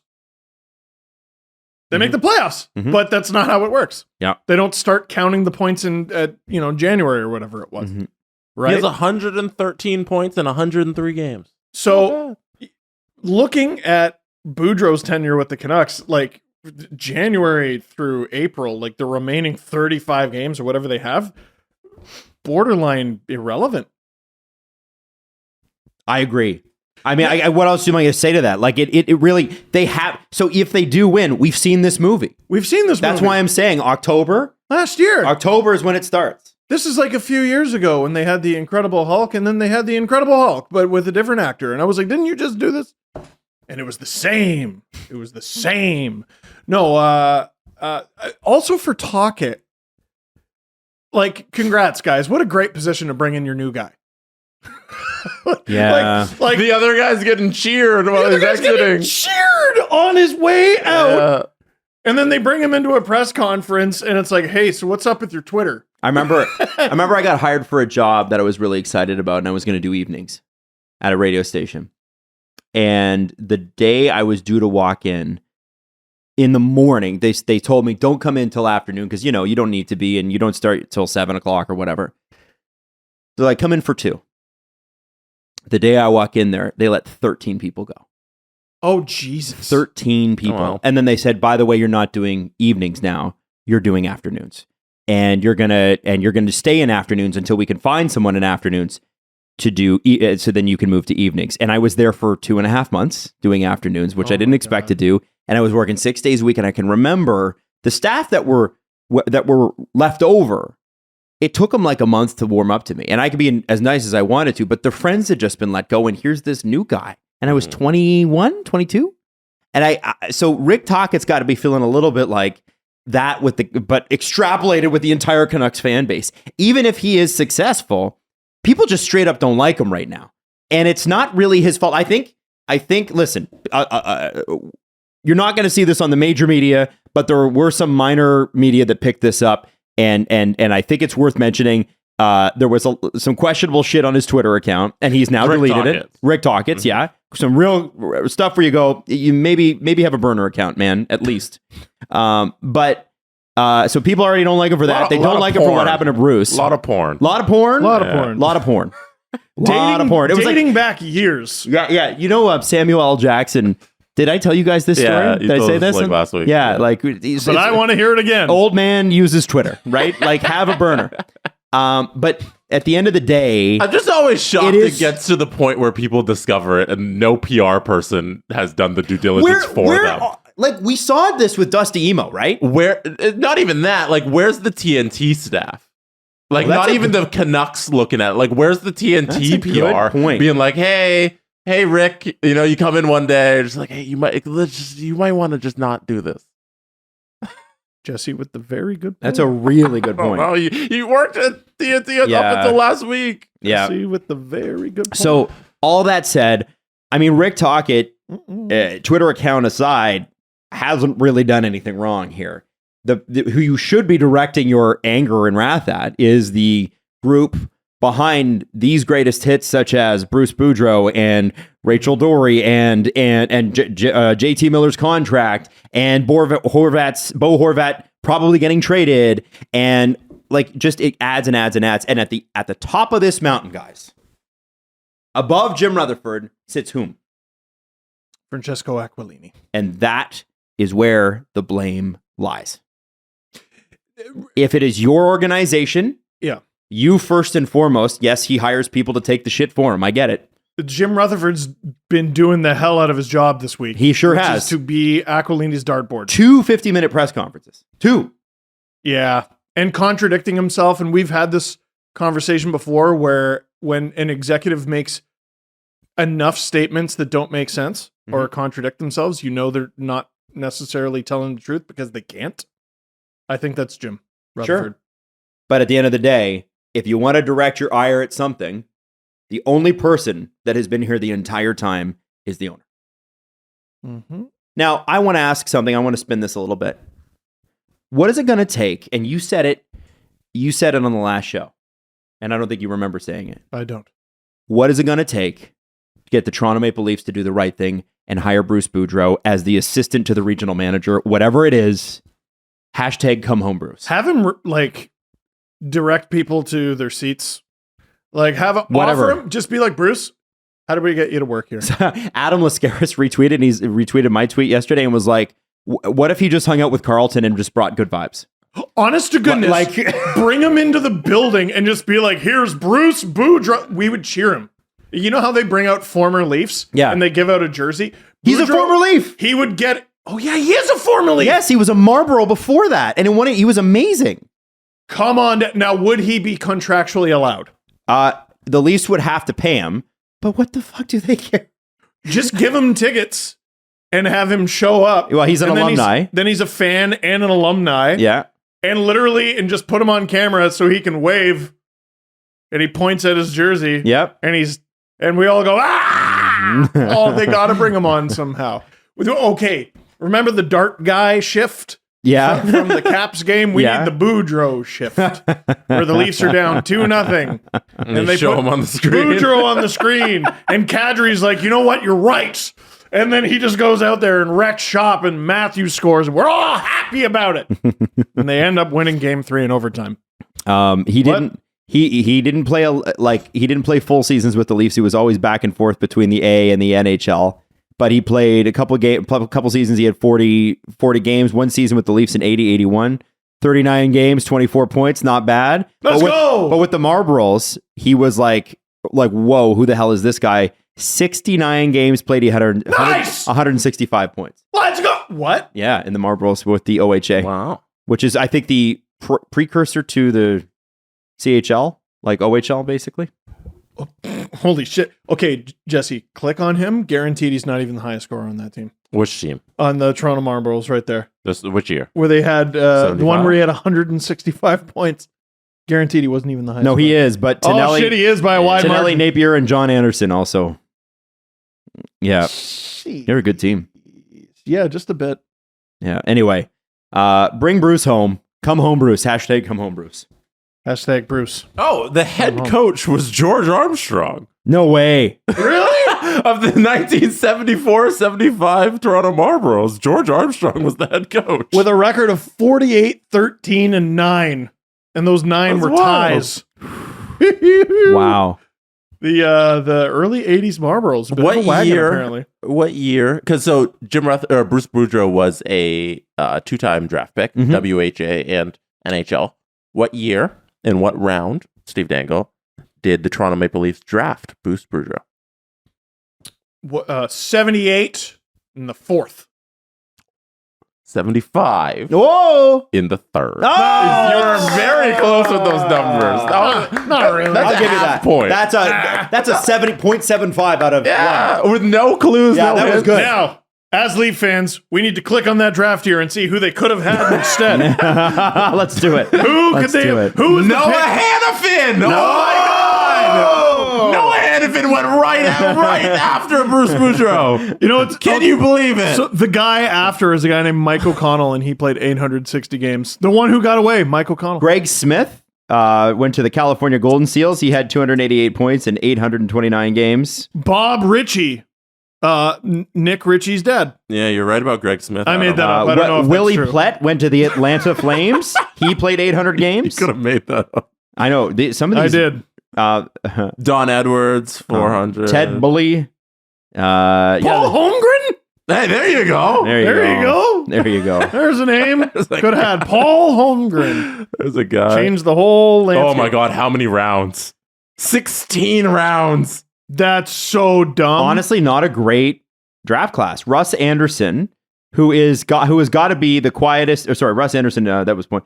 Like probably the best player drafted is Dennis Maruk. I would. No, think. Dave Taylor played a 1,111 games. Yeah, but Dennis Maruk scored 60 goals and had a book written about him. Maruk had more points than him. Sweet crap. Dave Taylor had 431 goals. Yeah, but Maruk had Dennis 800. Maruk did not. Oh, Dave Taylor had. Whoa, okay. Dave Taylor had 1,000 points. Okay. What are you talking about? And then Mel Put Bridgman. some respect on Dave Taylor's name. Only Flyers fans will remember Mel Bridgman.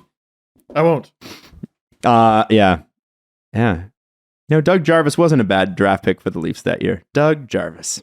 They named a street after him. Boy, did we get completely sidetracked. Who cares? Listen, I'm all about the 15th sidetrack. round, Dave Taylor. I know, what? Stupid. Damn. 1,000 points.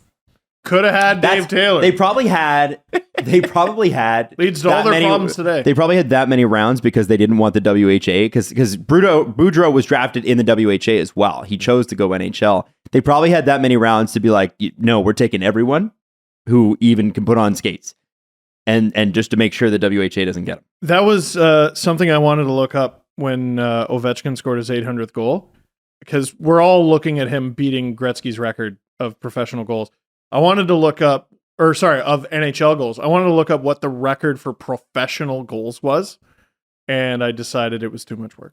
Okay. Oh, you didn't? That's a quick Google, is it? Well, not? no. So you gotta. Here's the problem. You have to cut off. You have to create a cutoff for leagues you're willing to call professional. No, I want them all. All professional leagues. Yeah. If you get a paycheck, like I want the bare minimum professional league. What's the answer? Jesse, I want you to look up a player named Tony Hand. Oh, I've heard of Tony Hand. Tony Hand, the Scottish Gretzky. Yes. Oh yeah, I know Tony Hand. From Edinburgh, Scotland, I believe. He's the greatest hockey player of all time. He's the greatest hockey player of all time and just chose to destroy England. And not come to Edmonton, right? He briefly did and then left. Yeah, he was there for like a thing. He played 3 WHL games, scored 4 goals, 4 assists for 8 points, and left. Where's the career totals? You can't do it. Go to reference. Oh my good lord. The Vancouver Canucks are currently paying 3 coaches $7.5 million until the end of the year. Seems bad. Tocchet, $275, Boudreau, $2, Green, $275. Now, you can, it depends how you look at life. You could be like, well, that's Francesco Aquilini. There's a man willing to spend the money it takes to make his team great. Or you could look at it like, he might not be very good at this. He's always been willing to spend. It's just not on the right people. Yeah. Until about 10 years ago he was. But since then it's been pretty bad. Big money bazooka guy. Yeah, Also, I was talking back and forth with one of our listeners, and they're like, there was somebody last year because when the Canucks posted "Welcome Rick Tocchet," they got ratioed. Mm-hmm. Like they had more angry replies than likes or retweets. And somebody in my timeline was like, I think this happened to somebody last year. Brad Larson. It was Brad Larson. Yeah. He looked it up. And Brad Larson, that reception did not go well, and it has not gone well. The Brad Larson era in Columbus. As opposed to what? I mean, yeah, I know. That's so not on Brad Larson. No. Like the players he's coaching, like the roster isn't there to compete. I got a question. I know Jarmo's really smart, but I am sort of wondering where he's going with this sometimes with Columbus, At some point, I Connor Bedard. Oh wow, well, yeah. Fantilli. If they really strike it rich, there's a lot of teams that are like, well, Connor Bedard could really turn this around like that. You can't hinge everything on that. I wonder if Jarmo's like, okay, if we don't get one of these 3 kids, especially Bedard, like maybe I should go somewhere else. Because I think he's a smart enough GM that I think he could really make some noise and bang some drums. For sure. I don't. Columbus has got to make up their mind about competing, man. Like, you got to spend to compete, and I just don't know if they can do it. Like, you got to spend a bit. Yeah. For crying out loud. Well, maybe they're hoping that next draft pick is... You get Connor Bedard, it changes absolutely everything. And they did spend. Yep. I mean, they got Gaudreau. They are spending. Yeah. Gaudreau, Laine, Bedard doesn't sound like a bad line. Yeah, and then they got Eric Holy Goodbranson. shit. Yeah. You know, they went and But they they bought went- Eric yeah. Goodbranson. Who for a lot of money. Like, That Goodbranson deal isn't cheap. I think it's $4 million a year. Maybe I'm overanalyzing a season where they're meant to be bad anyway. You know what I mean? I know. If this was by accident, I would have a point. But like, no, we all thought they'd be like bottom 5, and here they are. Right. Mhm. Okay. Yeah. All right. Think you know which way it's going to go? The Canucks didn't. Hey, and I don't when it comes to football. Make your bet at Sports Interaction. We're on the road to the Super Bowl, and Sports Interaction has you covered pregame, live betting on all major sports, and of course, prop bets. You want to bet? You go to sportsinteraction.com/SDPN or check out the QR code in this video. You can click. Easy. Boom. 19 plus. Please play responsibly. Our next product is pretty cool. It's Athletic Greens. Woo! If you're looking to get better gut health, more energy, a stronger immune system, or just be more like Jesse, there's a really easy, natural way to do it, and that's Jesse's doing it too. Makes Athletic you Greens. 6'5"? No, it doesn't. it does not. Also, do doesn't that. make you handsome. I tried that too. I'm sure, Didn't make me that. What it does do is it gives you 75 high-quality vitamins, minerals, whole food source superfoods, probiotics, and adaptogens to start your day right. This special blend of ingredients supports your gut health, your nervous system, your immune system, your energy, your recovery, your focus, and your aging. All the things. And by the way, it's keto, paleo, vegan, dairy-free, gluten-free. All of that. You can do all of it. And by the way, Mhm. Lewis Hamilton drinks. That's it. right. Let's go. So to make it easy, Athletic Greens is going to give you a free 1-year supply of immune-supporting vitamin D and 5 free travel packs with your first purchase. And all you have to do is visit athleticgreens.com/SDP. That's athleticgreens.com/SDP to take ownership of your health and pick up the ultimate daily nutritional insurance. Hey, guys. Hey. You got goals this year? Yeah. What kind of goals I don't do you know have? if he does. You didn't sound convincing. No. He as gorgeous as Adam Wilde. Listen, Factor is here to help you. You can save time and energy. Have the energy you need to tackle everything on your to-do list with Factor's ready-to-eat meals delivered straight to your door. Get Factor and not only skip the trip to the grocery store, but skip chopping, prepping, and cleaning up too. Factor's fresh, never frozen meals are ready in 2 minutes, and all you have to do is heat and enjoy. And remember, no matter what lifestyle it is, you can do it. They are calorie smart, vegan and veggie, protein plus, all on the menu each week, prepared by chefs and approved by dietitians. So each meal has all the ingredients you need to feel satisfied. They always talk about this stuff for like, oh, if you're on the go and you don't have time to do this stuff, get Factor, you know? Yeah. But also just like if you're lazy like me, like it's awesome. That is fair. Like, what about the lazy person? Yeah. Oh, this is also great. Yeah. Valid. I don't want to cook. I'm lazy. We Listen. exist. It's no lazy erasure here. Head to factor75.com/SDP60 and use the code SDP60 to get 60% off your first box. That's a lot. That's so much. That That's a code, lot. again, is SDP60 at factor75.com/SDP60 to get 60% off your first box. Hey, so there's some other things that happened over the weekend, if you can believe it, Dryden Hunt. that were actually pretty dramatic, all things considered. Ooh. Eric Engels wrote a pretty spicy piece at sportsnet.ca. Canadiens doctors should have shut Cole Caufield down earlier. Yeah, this is interesting. And what's wild is it looks like they might have to do it to another player as well. Here's what I want to just read. You know, when Eric is very, and we've had him on the show like this, Eric is very measured. Dry. Until He's quite dry. until he waits for his spots and then he goes. Yep. And this one he went. Here, I'm going to read you these two paragraphs. Shortly after dropping this bombshell, as the team hit the ice for its morning skate in preparation, and the bombshell is that he'd missed the rest of the year with the shoulder surgery, for a game against the Toronto Maple Leafs, the Canadiens clarified that Caufield, who was a participant in Friday's practice, was playing with this injury for a while. And I'm assuming it's a separated shoulder that will require the surgery to fix it. The next sentence is great. Why their medical staff would allow him to do so in a season in which results have been stated as secondary to development is absolutely mind-boggling. See, he's been one of the best 5-on-5 offensive players in the NHL all year. So maybe they were like, well, can't be that wrong. But we can't figure out why Canadiens medical staff wouldn't have intervened sooner. Decisions like these were questionable in years past when Shea Weber and Carey Price were permitted to play through serious injuries. But they were also somewhat justifiable considering the circumstances, Stanley Cup and that sort of thing.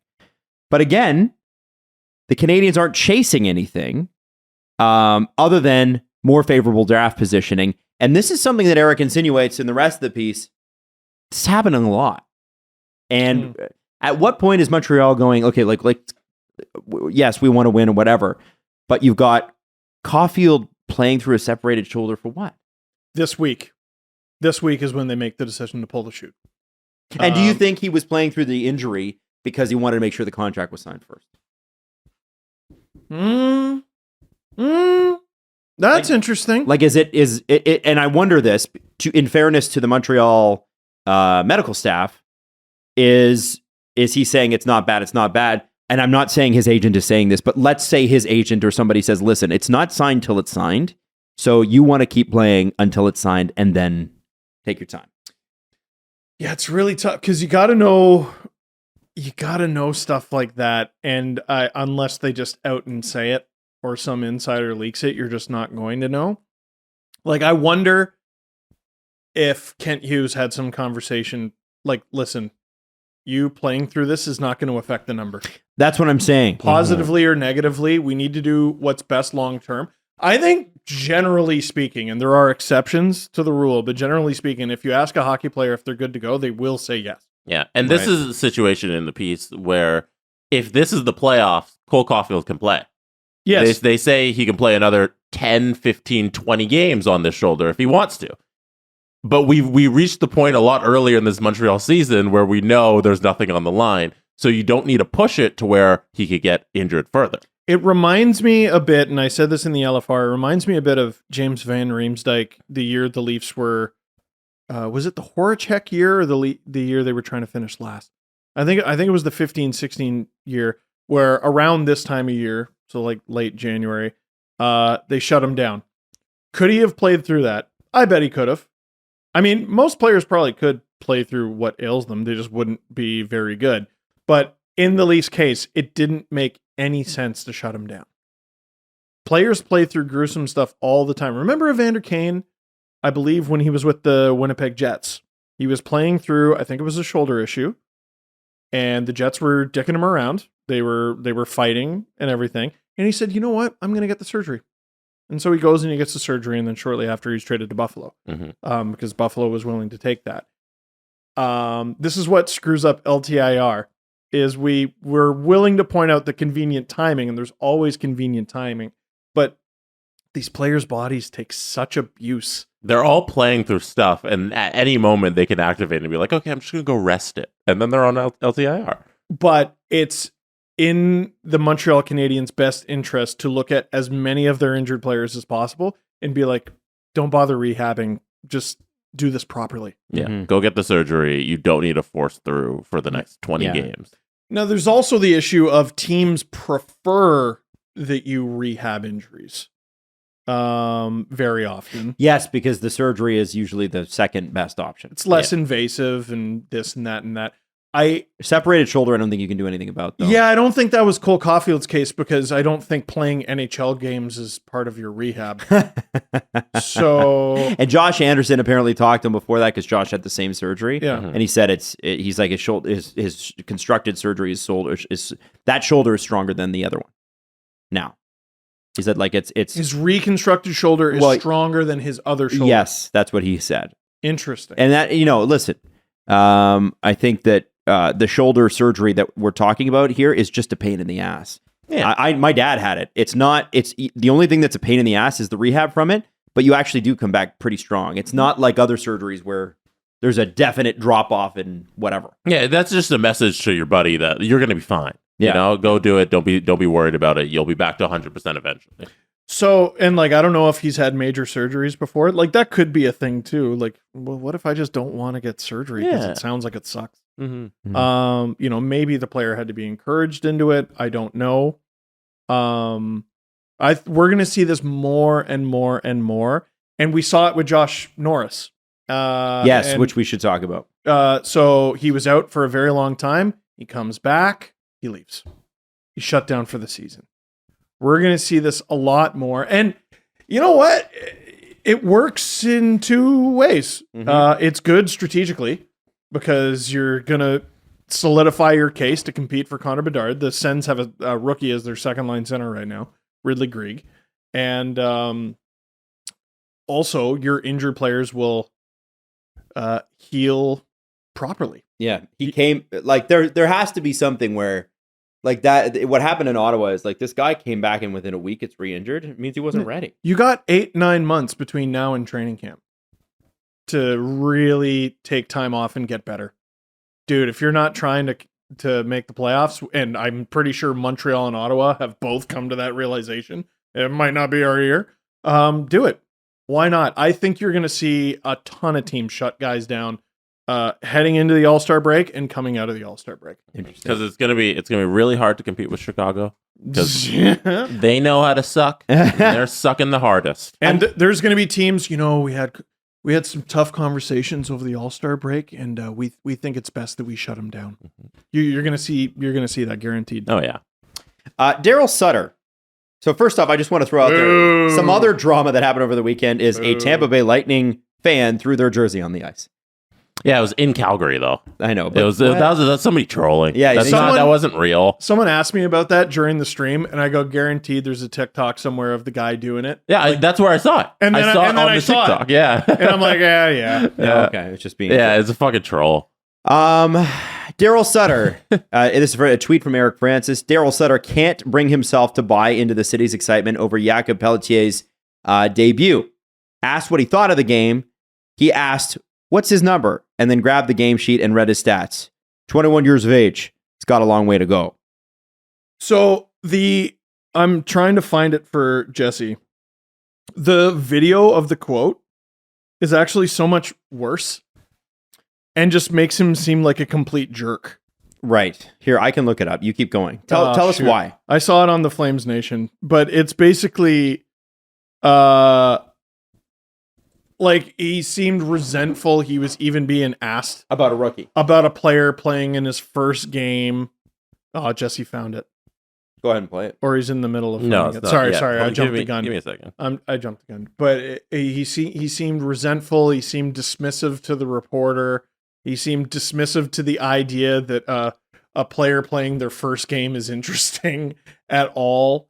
This is, and I'm going to point this out as many times as I can, because I'm not stupid. There are a number of people who the media will always be wrong no matter what, because they are anti-media and they've been fed anti-media stuff. That's their diet, and they just eat it up.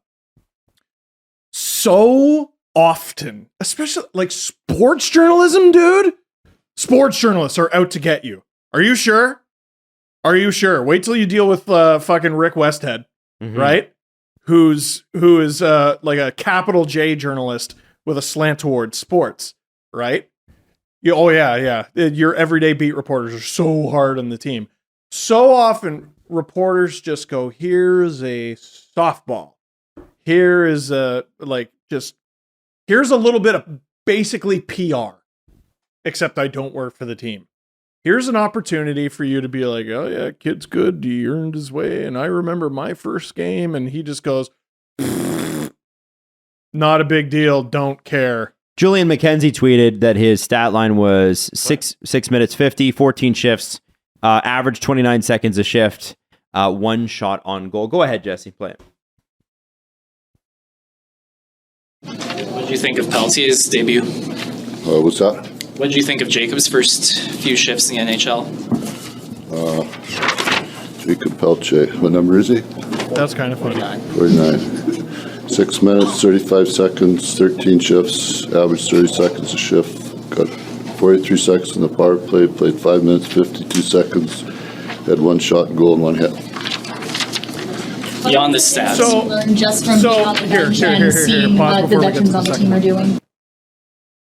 That reporter, I don't know who it was, is like, so what'd you think? And he read off the stat sheet like some dismissive asshole. Yeah. That's the bit though. Is he doing a bit? Yeah, it wasn't very funny. That's what I've heard from Flames fans on this, the Sutter, because this one went viral, and they're like, no, he does this every time when a reporter asks something that should be positive, he goes negative, and when they ask something mundane, he goes super positive. That's what I saw, and I was like, I don't find that funny, but if that's his humor, then have at it. Yeah, you get the John Tavares laugh. You get the front foot laugh for that one. But the reporter tries to follow up, like, no, Darryl, I asked you a question beyond the stats, and then this other reporter asks their question, and can we? Played 5 minutes, 52 seconds, had one shot and goal and one hit. Beyond the stats, you learn just from being on the bench and seeing what the veterans on the team are doing. It's the NHL. 21 years old. Got a long ways to go. Cool. Thanks, Darryl. I think he thinks it's funny. And I don't think anybody else thinks it's funny. You know, does that make sense? I have a show that I used to like watching, and now I hate watch it. Sort of. It's called Yellowstone. Nah. It's the worst writing in television. But you know, the characters are just so ridiculous, and I like cowboy shit. So I'm like, you know what? I'm going to watch some cowboy shit. And John Dutton is a ridiculous character because he is a television show character. He's fictional, you see. He can't talk to people in real life. No one could talk to someone in real life the way John Dutton talks to people. You'd be like, hey, asshole, why are you talking to me like that? Yeah. No one talks like that. Except this is what it would be like if John Dutton was a real person. You're not like charming and stoic. You just seem like an asshole. Yeah. I mean, thanks, Darryl. The other thing trying is to do my job and give you softballs, but the other thing is the kid's 21, and you just say, you know, you could say something along the lines of, "Listen, you know, he's got a long way to go, but we're really excited about his promise. Played hard tonight." You could have given did a lot such a dismissive non-answer, and it would have been better. Like, Darryl, you don't have to do this. Stop parading him out. Especially a kid. That's the one thing. I think that's where people took exception and why it stood out is because it's his first game. You barely played him anyway. And it's and so you just sort of like you're just testing this guy out. Just say something neutral. Just be neutral. His own former players have referred to his pregame speeches as eulogies. Like, I mean, oh really? But he's been to the Stanley Cup final a bunch of times. He's won the cup a couple times. Can't tell him shit, I guess. Like, I don't know. I wonder if Sutter has anything to do with Matt Tkachuk and Boudreau not wanting to be there. Oh, you think? I wonder about that. Although they had the best years of their career with him. Yeah. What if I hate my boss?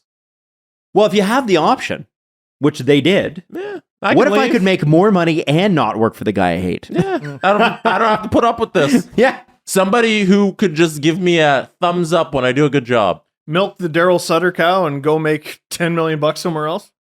Okay. Seems like a good career path. Yeah. Well, I don't know if your head coach is helping with your locker room at that point. This has nothing to do with whether or not he's a good or a bad coach. I just you don't need to speak to people like that. No. What's your problem? No. This isn't how we do things I guess this worked in a bygone era, but not anymore. Stop thinking to all the features where he appreciates that farming life. No, man, he's been in the National Hockey League for the better part of 35 years as a player and coach. He knows he's had to speak to people as part of his employment for decades and decades. You don't have to speak to people like this. No. What a jerk. Completely he just comes across as a jerk. Right. And I'm sure he's not a bad... There's a difference between a bad person and a jerk. I don't think he's a bad person, but he's being a jerk. It's needless. It's needless. It's needless. There's no point. Why are you being a jerk? Okay, so that's some of the other drama, but there's other drama, guys. You may have missed that Bruce Cassidy called out Jack Eichel. Ooh, did you miss that? Sure did. Jack just hasn't been the same driving force for us that he was at the start of the year at both ends of the ice. The expectations are not being met from Jack. He needs to be better for us, especially as we're down a few guys that create offense for us. He needs to be one of the drivers. In his last 3 games, he has an assist and a -4 rating. That is bad. That is bad. Sure. He has 15 goals, 34 points on 33 games this year. But that is, I take that quote out of Vegas and put that in Toronto. It's explosive. About Austin Matthews. Put it in Buffalo. There would be conversations on the Fan 590 right now. Austin is definitely not going to sign after a quote like that. Yep. Sportsnet 590, the Fan. Sorry, excuse me. The longest radio name in history. CJC. Get it right. Yeah. But that's what would happen. Yeah. And TSN 1052. Let's not forget about that. Overdrive. Oh, boo. Sponsored by But Pinties.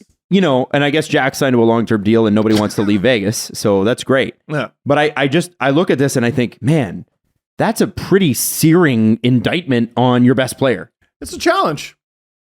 It's a challenge to his top guy, and why not? I mean, you're making.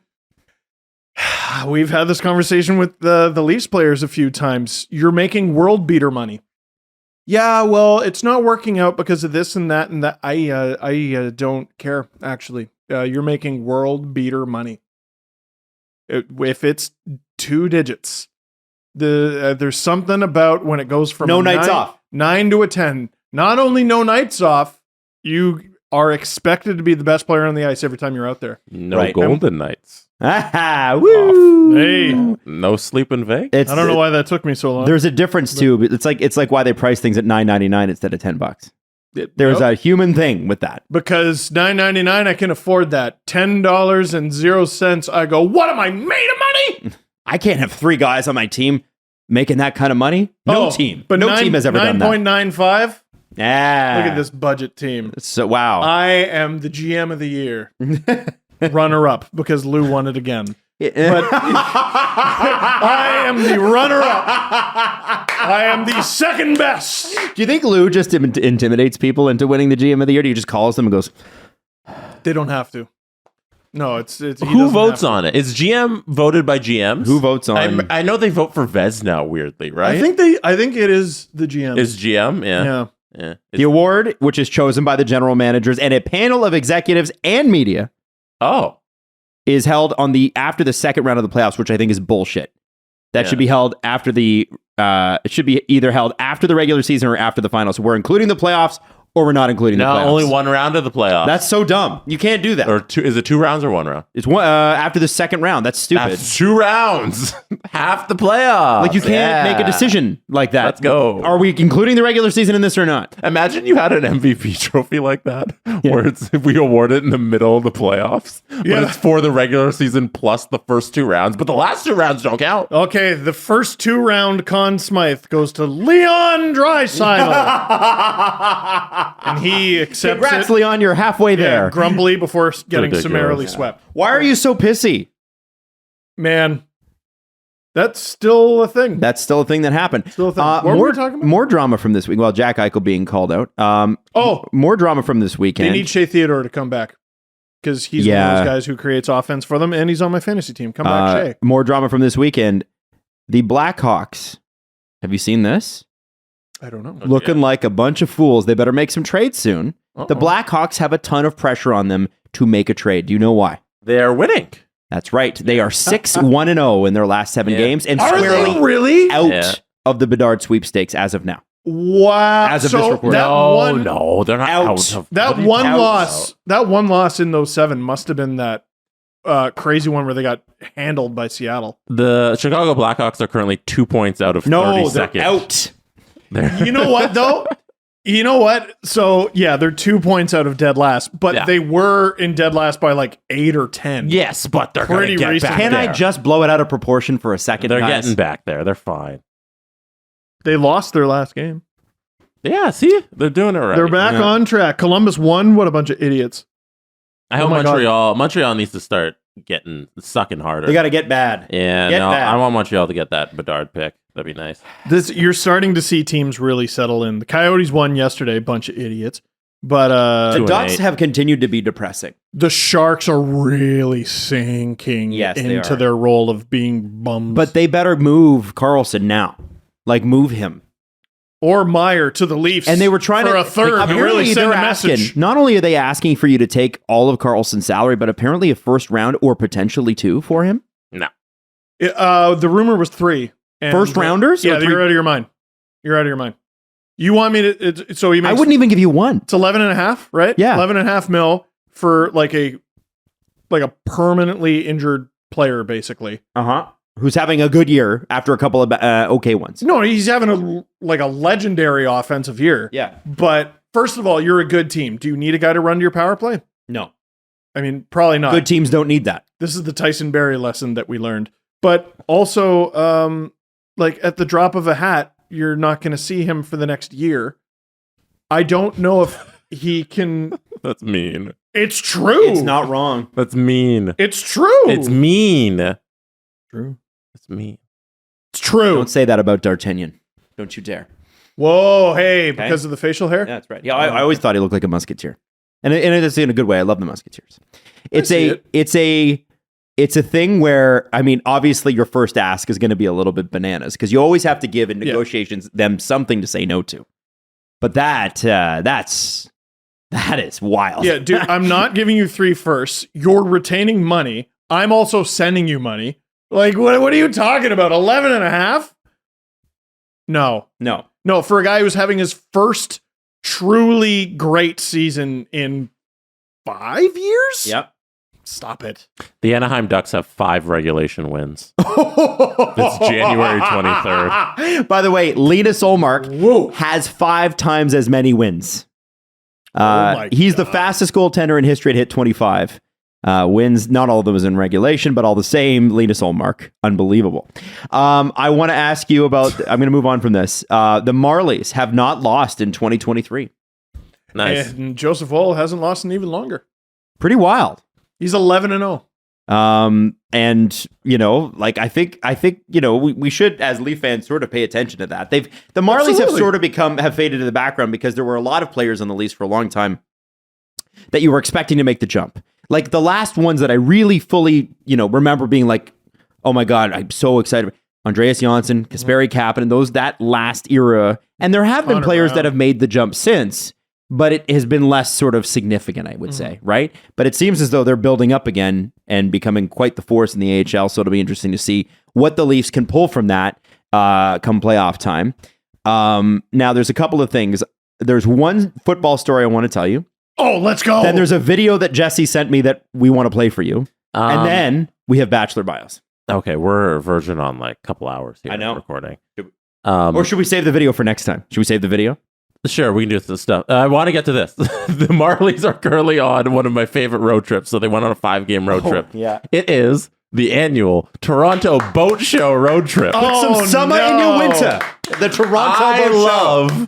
I love the Toronto Marlies for their very specific niche road trips. So they do 2 very long ones every year. Yeah. One is for the boat show that's currently going on. And then the other one is for the Royal Winter Fair. The Royal Winter Fair. That's right. And it's so much fun niche sports stuff. Yeah. And this weekend, the Coca-Cola Coliseum was flooded and it's turned into an ocean and they just have boats running around. Mm-hmm. It's fucking awesome. That's wild. And then they go play hockey there in a week. Have I told you guys that I water skied and wakeboarded on that? We've played it on the show. We should tell the story for BT. I was doing a live hit for the boat show. And they're like, well, you're putting a wetsuit on. And it was absolutely frigid in that water. Oh. It is so cold. Yeah, they just melt the ice. Yeah. They just melt the ice. No, they don't. They actually pump in new water. Imagine? That'd be hilarious. Last story here before we get to Bachelor Bios, which is I know everybody wants. Jesse, were you watching the foosball this weekend? Football, yes. What happened between the Giants and the Eagles during the game? The Eagles won. That's right. Yeah. Right. The Eagles win. That's a big win. Okay. 38-7. Yeah. Wow. There's Giants were a very public team. A lot of people were believing that the Giants could do it, and Jalen Hurts is like, hello, I'm back. Yeah. Hello. I'm Jalen Hurts. Also, the Philly, the Eagles are like 15-3 this year. The Giants are 10-8-1. Mm-hmm. So it's a bit of a mismatch. But they were trailing off towards the end of the regular season. So everyone's like, "Oh, I'm not sure about the Eagles." And then, not so much. Yeah. Also, the Eagles are sort of perennial. Like they're like the Cowboys a little bit. There's a lot of playoff. Yeah, no, they got that Super Bowl. Oh, they won Super Bowl. Yeah, versus the Patriots. Yeah, and then the guy dressed up in an outfit And he made that big promo in front of everyone in Philadelphia. And they're like, you're ridiculous. We like you. Now. You fit our brand. Now. Where is this going? Well, do you remember the story? Do you remember the Danbury Trashers thing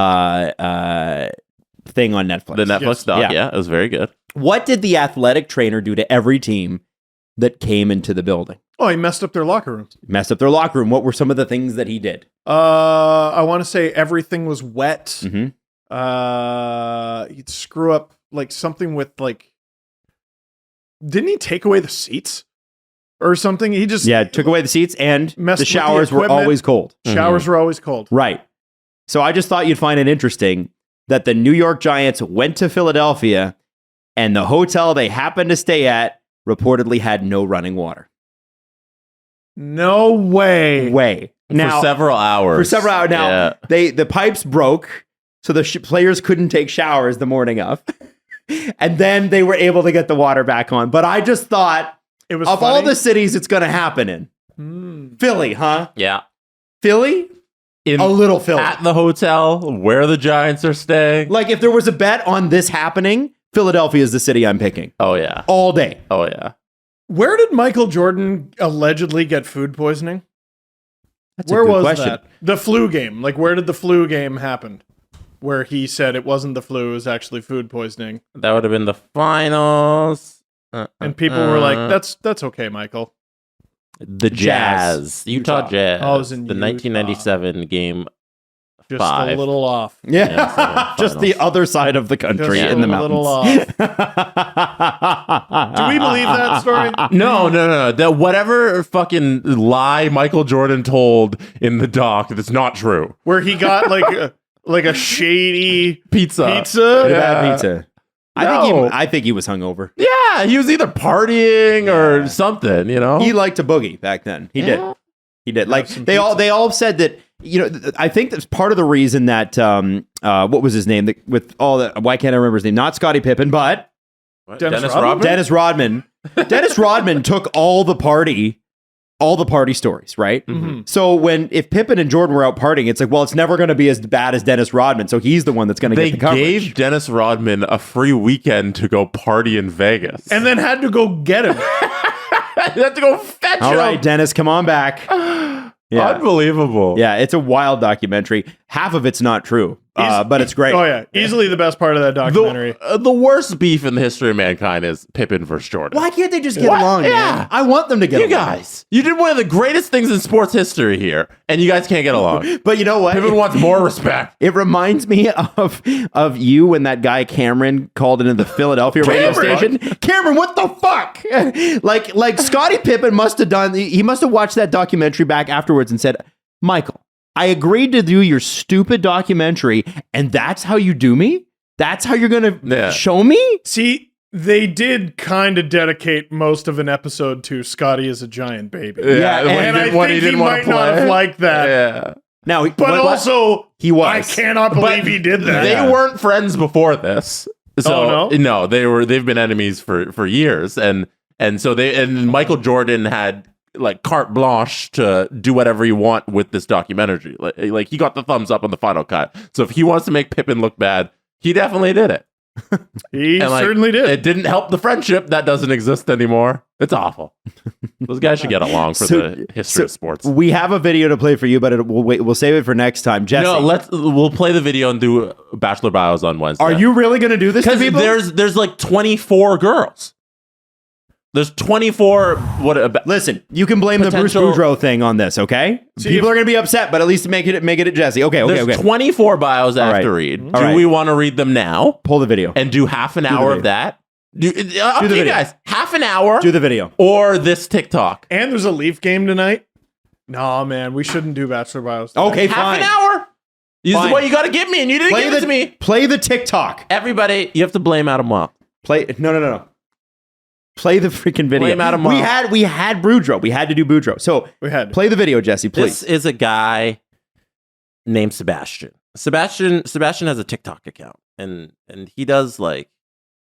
I don't even want to explain what he does because it's going to give it away. Okay, so there's two videos on the screen. Do they have anything to do with each other, or is it just one of those videos where there's like a video game playing underneath another video. Oh my god, the video game underneath the video has nothing to do with anything. Yeah. It's just so you can watch the car driving while you listen to Sebastian's friend talk. So Sebastian, you're literally.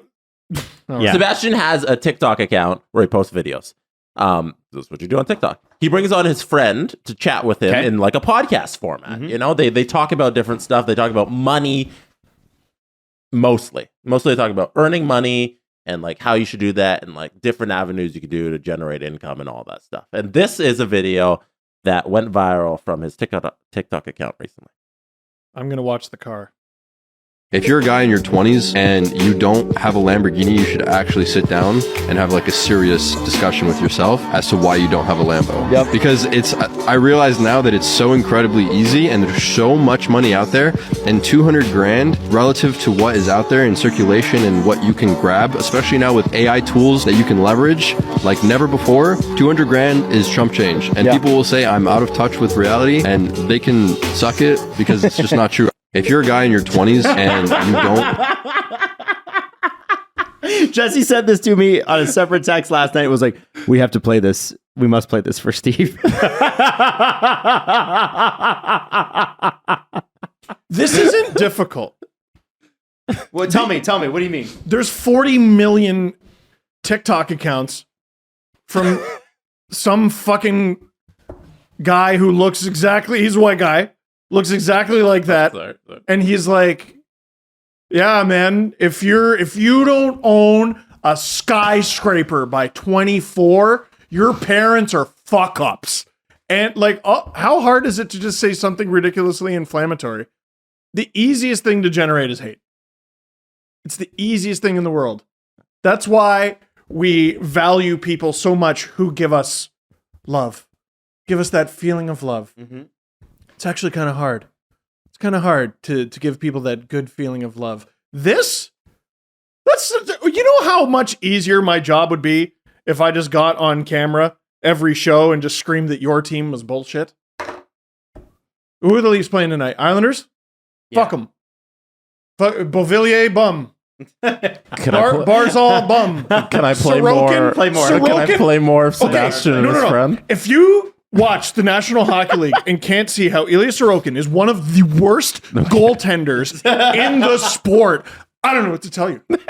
That's good. 30 million views. That's good shit. 30 million views.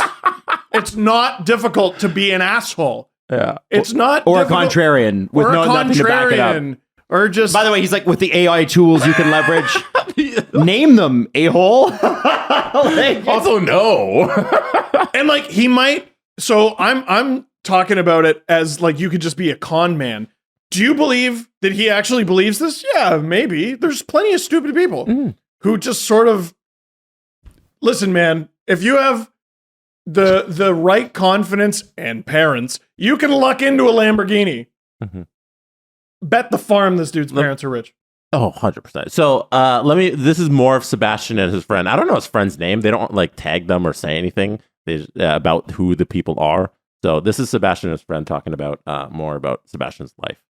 How old are you? 22. And how much did you make last week? Last week was like $100K profit. How much are you going to make this month? Probably $500,000, maybe a little more. Profit? Yeah, profit. It's fucked. I accept that. I accept that amount of money is fucked. But it's like, it's weird because even at that level, dude, we have so much more in the tank. That video is just about how much money you have. He also just... How did you get it? He also just maybe isn't have that money. He's also wearing a Lamborghini hat. No, that's a Porsche hat. Oh, sorry, a Porsche hat. Yeah. Whatever. All right, next one. Dick waving car. Oh, that's the same. Honestly, the first thing people need to do is they need to accept that they're not on the right path, like you said. I was pissed when I saw young people that had stuff I didn't have, and I failed to accept that playing video games and doing all the things that I've mentioned a million times it's not putting you on the right track. It's not real life. And so first off, you have to accept that you're not on the right track in life. Even we weren't on the right track. You worked at Taco Bell at one point. Hats off to you, but like that wasn't going to get you a Lambo. It was a stepping stone. And so understanding that where you currently are and where you're going may not be taking you to that Lambo goal or the big house and stuff. Honestly, the first thing I just told you now that I got the wire, but I was just like, whoa, this is crazy. It's a very I feel like you're sitting on a throne on top of the mountain. Like you have power, but you also have like some sort of peace, and it's like a feeling of accomplishment and a feeling of like wow. You're like looking down on like the city and you're like, damn, like that's crazy. Damn, man, that's so fucking profound. I just told you now that I got... That's so fucking profound. It's like, damn, man. And I was like, fucking wow. This dime a dozen horse shit. Oh my God. Oh, can I play more for you? Inspiration porn. More. Oh, it's the worst. So I got $699,000 deposited into my bank account. Is that the biggest like ACH payment you've ever gotten? Biggest. How did it feel to wake up and see it? Inspire all the brokies. So I got $699,000 deposited into my bank account one day early from when I was supposed to get the deposit, which in itself, that shocked me because I did not expect that amount of money to come into my account in an instant that day. I logged in this morning or the morning of, and I looked and I sent the transaction, and as I was sending it, I saw my bank account balance, and it was going up a lot at 700 grand plus. And then I clicked the transactions and I just see 699 come in, and I was like, bro, what the fuck? I fell back asleep for like 10 minutes, and then I woke back up and logged in again. Bro, that's fucking lit. So are you a big designer guy? It's weird, I'm not that. You start to acquire new skills, you become more valuable, and I guess the reason I trusted you is that was the first thing of any substance he actually said. All right, we'll play Get this. new skills. All right, we'll play this one. Hold on. Getting money is dope. You've played 5 or 6 videos. I got lots of money, and I was like, fuck, that's a lot of money. And then I went to sleep, and I woke up, and that money was still there, and I was like, God damn, this fucking money. Look at all this money. And it's like, hey, if you're broke, you don't have money. And it's like, I can't relate. So, like, watching the video, you'll see my face when he said brokies. Oh, yeah. What? Hey, no, offside. Don't call people brokies. Don't out me like that, man. Come on. Don't be doing that. All right.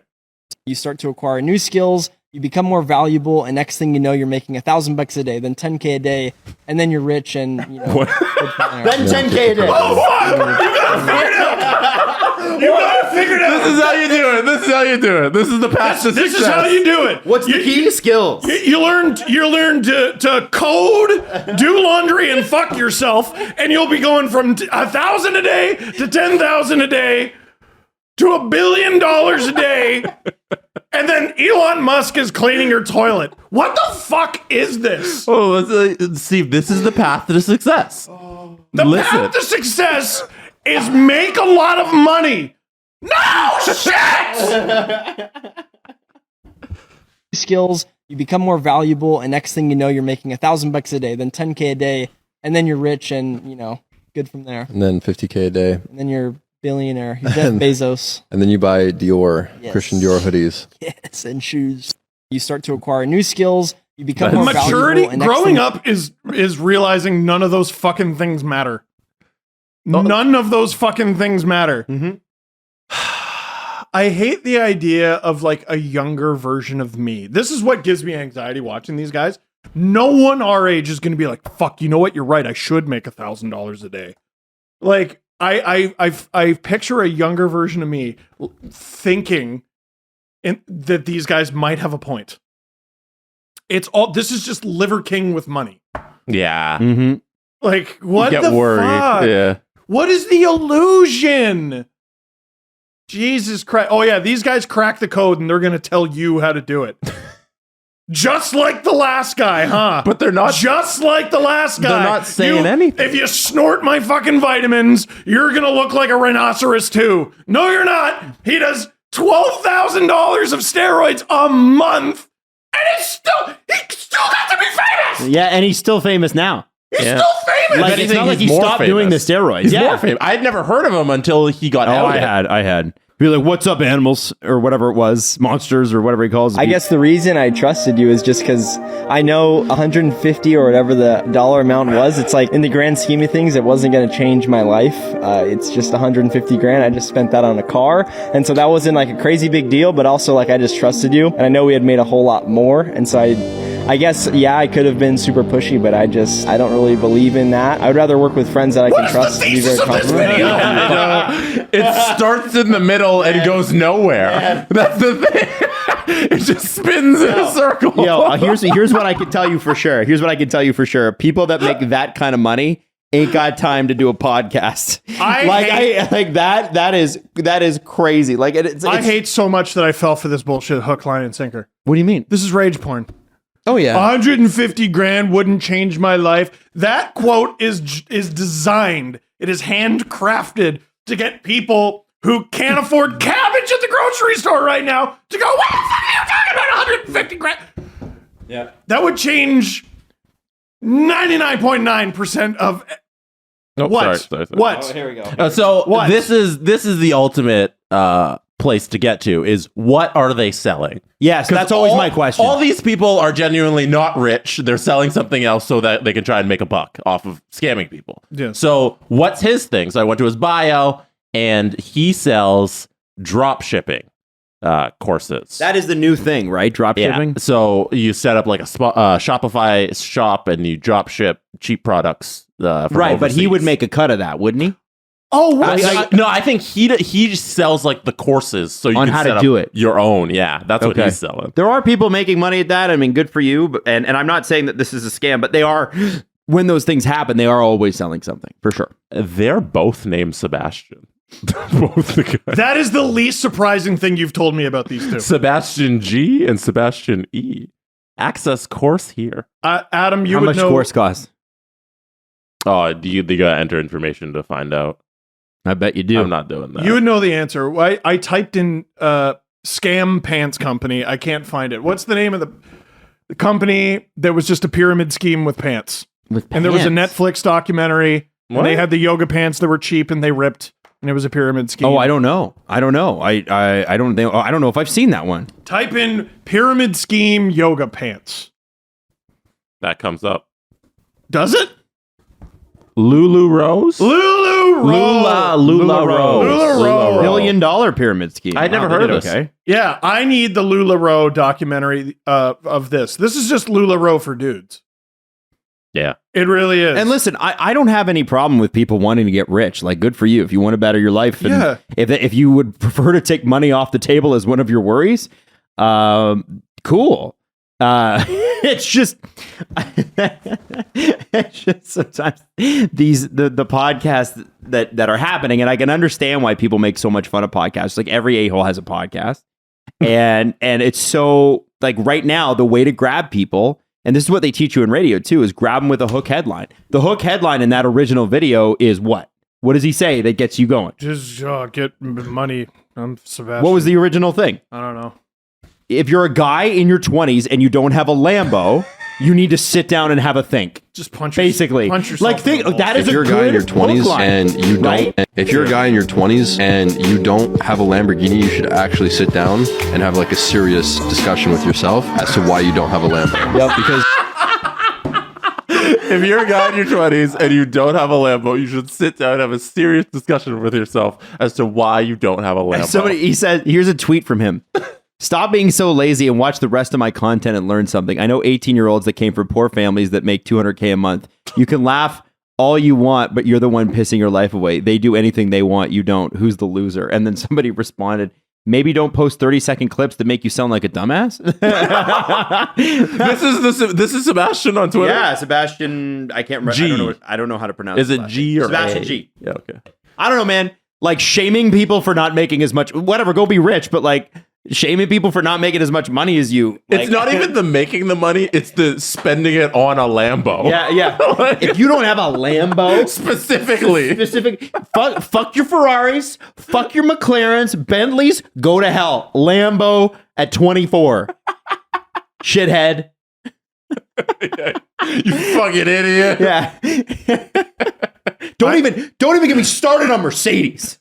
I am moving to like a cabin in the wilderness. You know what? I'm never letting Leo watch a video. Can you do another NHL one? Bring this on TikTok. Turn these out and do not explain them. Your camera. Okay, no context, Steve here. Go ahead. Okay. This is perfect. Do it. This is perfect because Can't they wait. play them on Wednesday. Do not contextualize it with I'm fucking with people. Do not. No, let's see how it does. No, let's see. This is an experiment. For everybody inside the joke, we're going to post this on TikTok today. When I post the show today, I'm going to post this isolated clip. We're going to see how well it does in comparison to our other stuff. And put stupid fucking elevator, like lo-fi hip hop. Do you want me to do the video game underneath here? Oh my God! Okay. Do it. I'm putting a GTA video underneath it. Yes. At SDPN Sports on TikTok. And Jesse, cut it up. Jesse, make sure that the font is like green or something Yeah, too. no, I can do this captioning. Okay, but and every now and then when I make like a point, one of you interjects something like "yeah," and be like "real."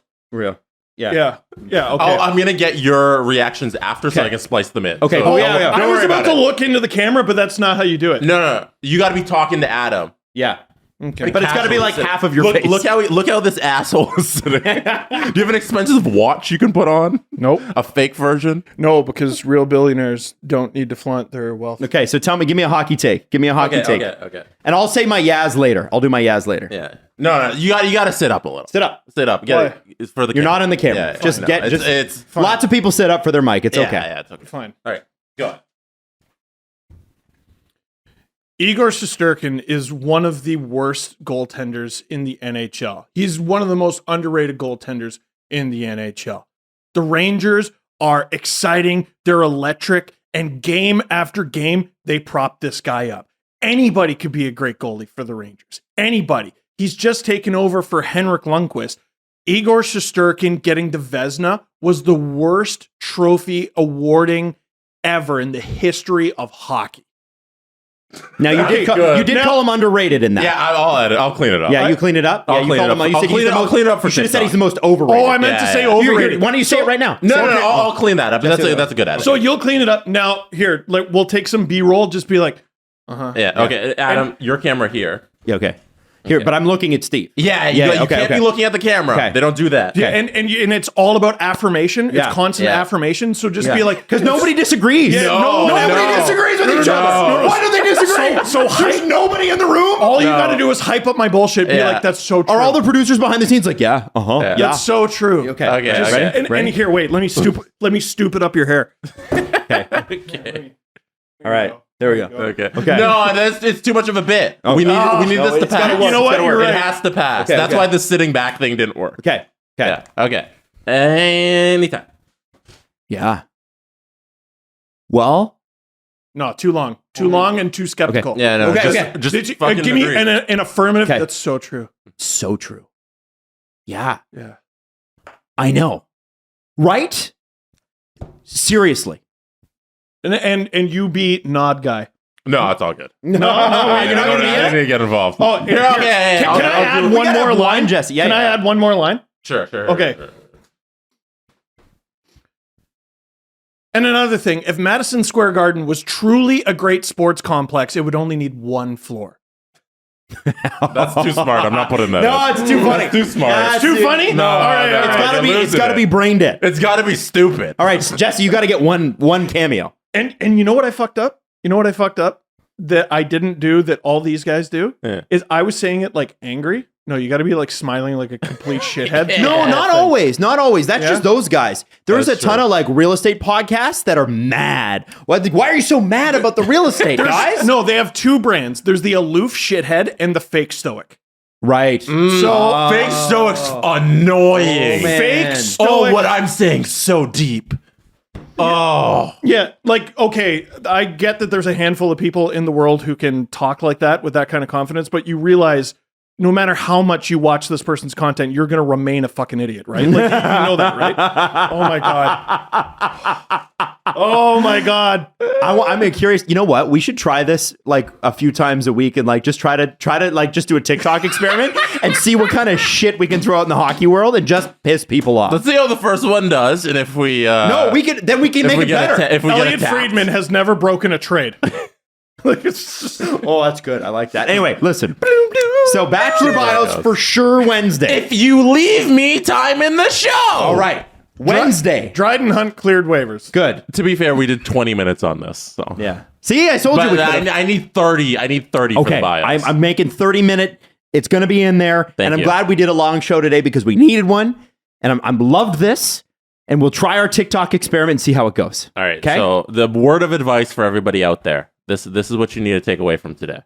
If you're a guy in your 20s and you don't have a Lamborghini, you should actually sit down and have like a serious discussion with yourself as to why you don't have a Lambo. Yep. Because I realize now that it's so incredibly easy and there's so much money out there, and 200 grand relative to what is out there in circulation and what you can grab, especially now with AI tools that you can leverage like never before, 200 grand is chump change. And people will say I'm out of touch with reality, and they can suck it because it's just not true. See how he pre-argues? Yeah. He pre-argues. So, okay, Aloof Dumbass releases an Aloof Dumbass video, and then people go, well, legitimate criticism, and then his army of Aloof Dumbasses, who he is convinced are smart and very aren't, just bombard you with clown and crying laughing emojis. Oh, God, I hate it. I hate it. What have we done to the planet? We're all going to die. His comparison of like $200,000 to the amount of money in circulation. Like, that's an objectively easy is that the opinion. Bar to compare everything. By the time you're 29, you should have around $80 trillion and own parts of Europe. You should own PSG at this point. You haven't bought the Empire State Building. Do you know how much money there is in circulation? You should be able to get a small percent of the entire amount of money in circulation and buy the Empire State Building. Adam, you said own PSG. Like what was it? Paris Saint-Germain. Paris Saint-Germain. You're thinking small. You need to buy the league. You need to buy the sport as well. You need to buy soccer. Buy the Empire State Building. What's with that beta cuck mentality? You need to buy all of New York State. It's true. It's true. I fucking hate this shit. All right, wrap it up. Never get Leo a cell phone. Yeah. Oh, man. No, it's going to be painful. Playing the extra. There it is. All right. Well, listen. We love you. I'm exhausted. And I could see how somebody watching that who's got fragile confidence would be like, oh my God, I don't have a Lambo. Like, seriously. Yeah. Well, and you know what's going to help you the most? Clicking like and subscribe on my bullshit. The Steve Dangle Podcast. Powered by Sports Interaction, Canada's Sportsbook. Follow the guys on Twitter at Steve_Dangle, at Adam WYLDE, and at Jesse Blake. Connection complete.